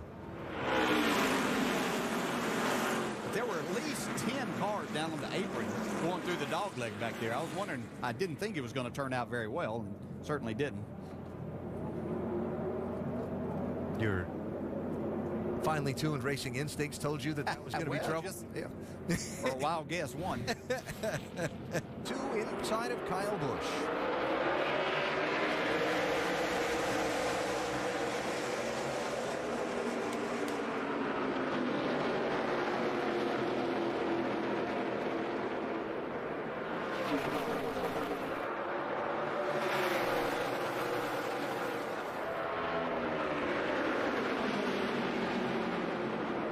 Oh, Brian Scott into Keselowski.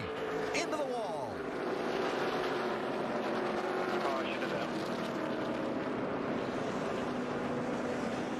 Heavy left rear damage.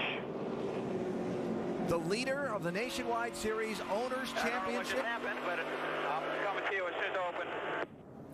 has just been crashed.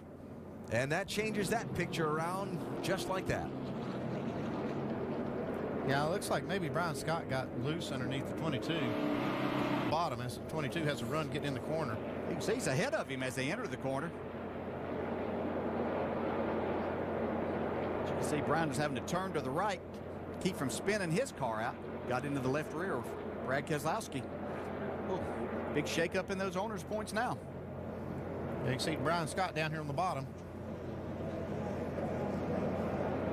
Yeah, he gets real sideways and just trying to correct it. Yeah, he actually got down with the apron a little bit. And you can use that apron to help your car to turn, but sometimes it'll grab that and make you loose, especially when you don't have a lot of grip. Solid lined up left. Solid left. You got to spin. Caution to them.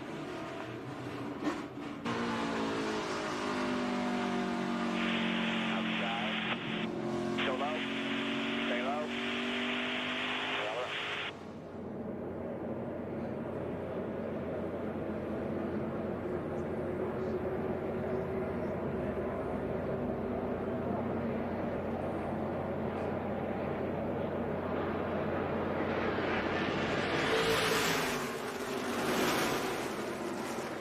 I'm afraid he has quite a bit of damage there, chassis damage on that left rear.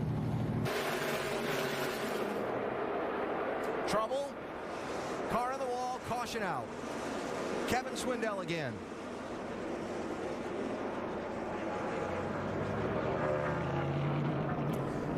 So after running 100 laps consecutive. Yeah, he's fighting a damaged car already, and I'm sure that it's not driving well. We just talked about how little grip there is on restarts, and you have a car like that, doesn't make it much better. Can't keep driving it in the same distance that you did before and expect the car to turn. Kyle Larson into the wall. Caution out.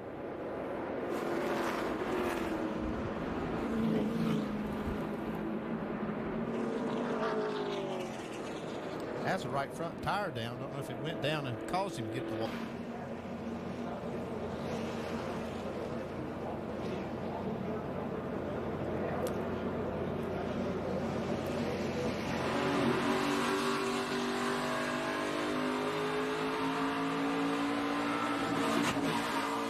I don't think he had a tire down. The right side pretty hard here. Yeah, you got right front down. Right front down. Yeah, it looked like that tire going down was created by him getting out of the groove just a little bit. Back in Sam Hornish's favor. He's got a fender up beside him. White flag for the race leader and for second place. Little contact. All guys are saying you got more to lose than I do here.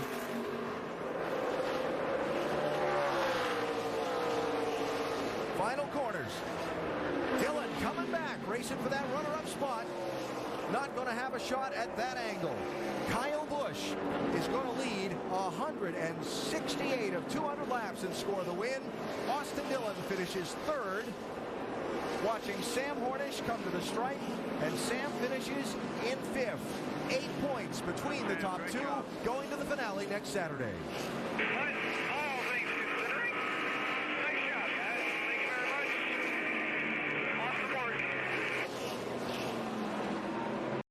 On the right side.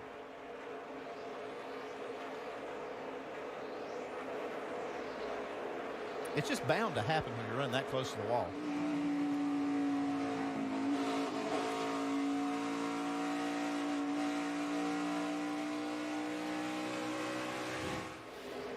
And you can just see how much you can see how narrow up.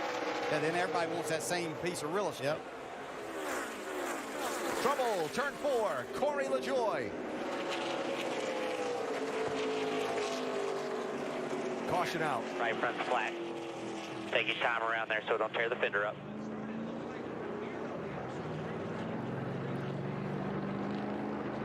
Corey, the young son of two-time series champ Randy LaJoie, 22. Chasing it up. Looks like we talked about how it narrows up off the corner. Everybody's fighting for that one piece of real estate. Gets into the left rear. And you can see at some point in time he'd already been into the wall. The right rear quarter. I think we're going to see quite a few of those cars like that today. Yeah, and this is just something that you have to learn as a young driver. You get on the inside there, you lose the nose because of aero-wise. You're not getting that. You try to stay in the gas trying to make that pass. Easy to get up into that car, and then your natural reaction is to try to snatch it away.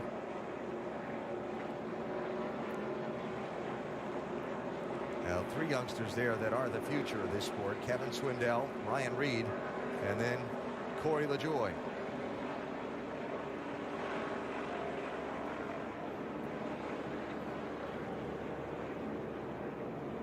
Corey, who fought 80 laps to go in the Ford EcoBoost 300 for the NASCAR Nationwide Series. Spin, turn 4. Brad Sweet. Down here. Caution flag is out. Flat side of the right side of that car. Get all he can. Gets up into it. Yeah, you can see there as he tried to power up, it just kind of lost the nose and get you up in, and then as you try to get off the wall. Yeah, it looks like it's hard to get the car off the wall. It's like it almost sucks it into it. If you try to pull off the wall, it's just, you lose control. Yeah.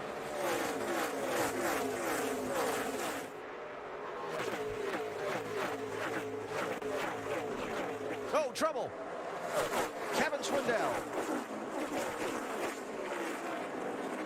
A hard hit. Sorry.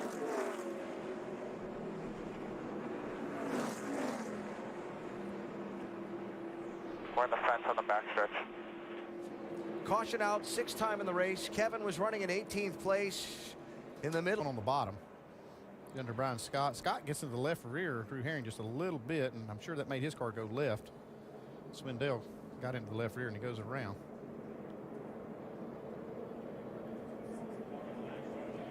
You can see Drew Herring wasn't all the way out against the wall there, and that kind of crowded everybody else. Not that he has to be out all the way against the wall, but it was leaving them not a lot of room to race off the corner then. You see catching that one piece of that safer barrier. A good look at how that works. You can see the end of it. went to break. Oh, trouble. Parker Kligerman. Caution. Keep it off the wall, man. Good job. Who had just scraped the wall in the 77 and was struggling with that car. Now spins and brings out the caution flag with 52 laps to go. So starting to happen. Watch this.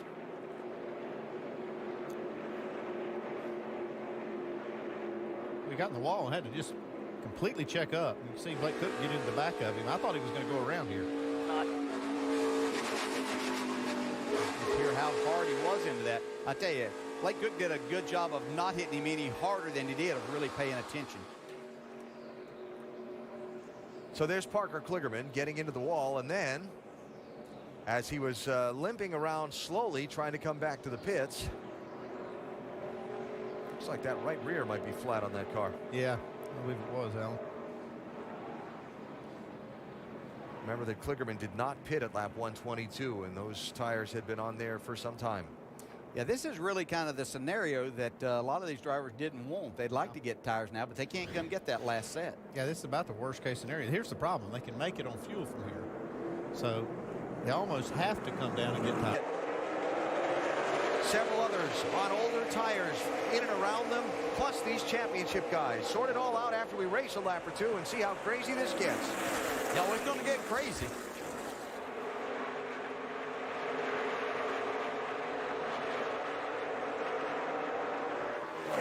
Oh, trouble. Brad Sweet in the wall.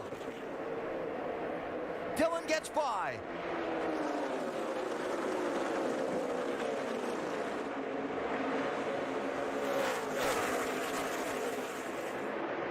Hold it up. You're looking for the Caution. 92.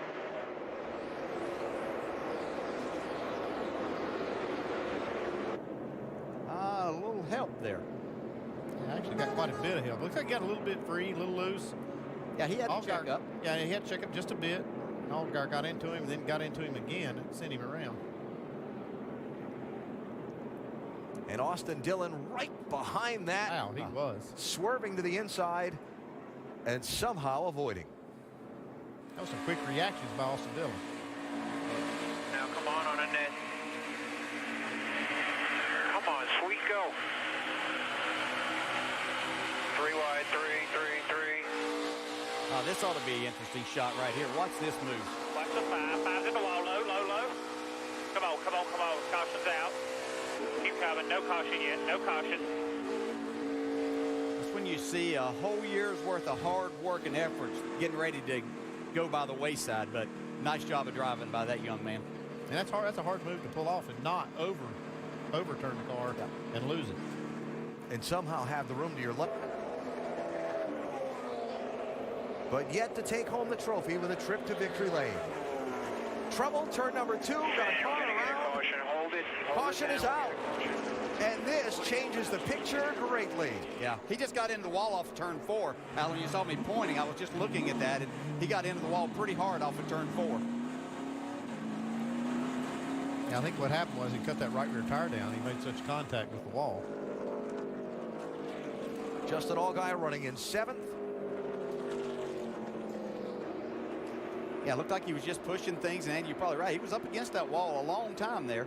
This says as he got over on turn 2. See if that right rear's down. Hard to tell from that angle, but I almost have to assume it was.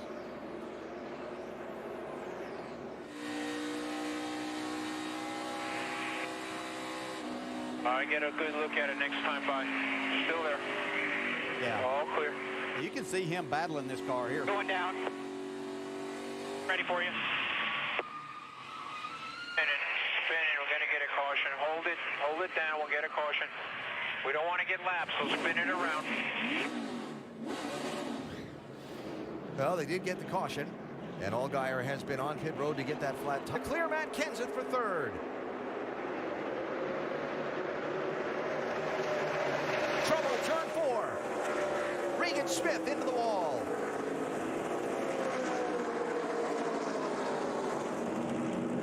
Jeremy Clements.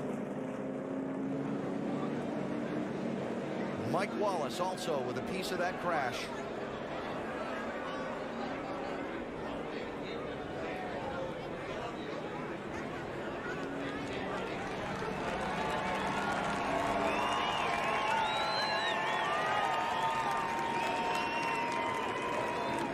They're slower cars without tires. He's got tires. I'm sure he, had this big run, thought he had them cleared, just not quite. It's been a really hard lick for Regan Smith. Too bad for Jeremy Clements too, and Mike Wallace having a lead lap run and getting taken out at this close to the end. Pretty tough.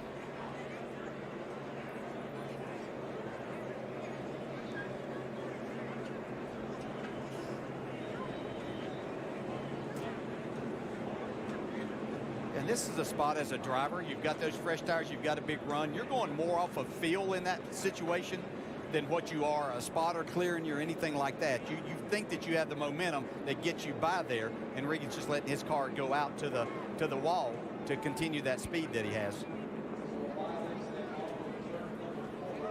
You did good. Justin Allgaier trying to stay in the top 5 in points. Top 5 get on the stage at the banquet Monday night here in South Florida. He was just in that spin earlier, just missed that mess there.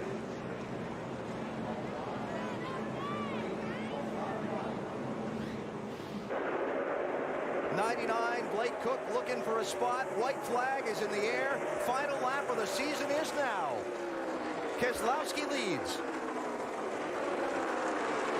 Cornish is 8th. Dillon is 11th. Cornish would have to pass 4, make it 3 cars, or Dillon lose 3 spots in half a lap.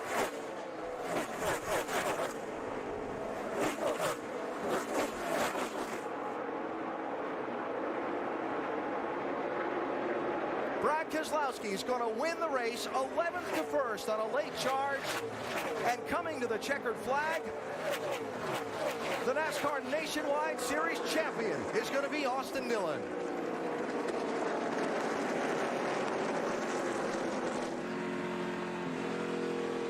All good, bud. Here we are, champions! Woo!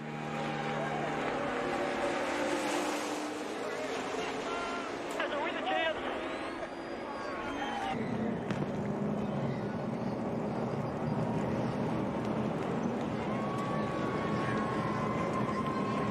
Another championship for RC, Dave.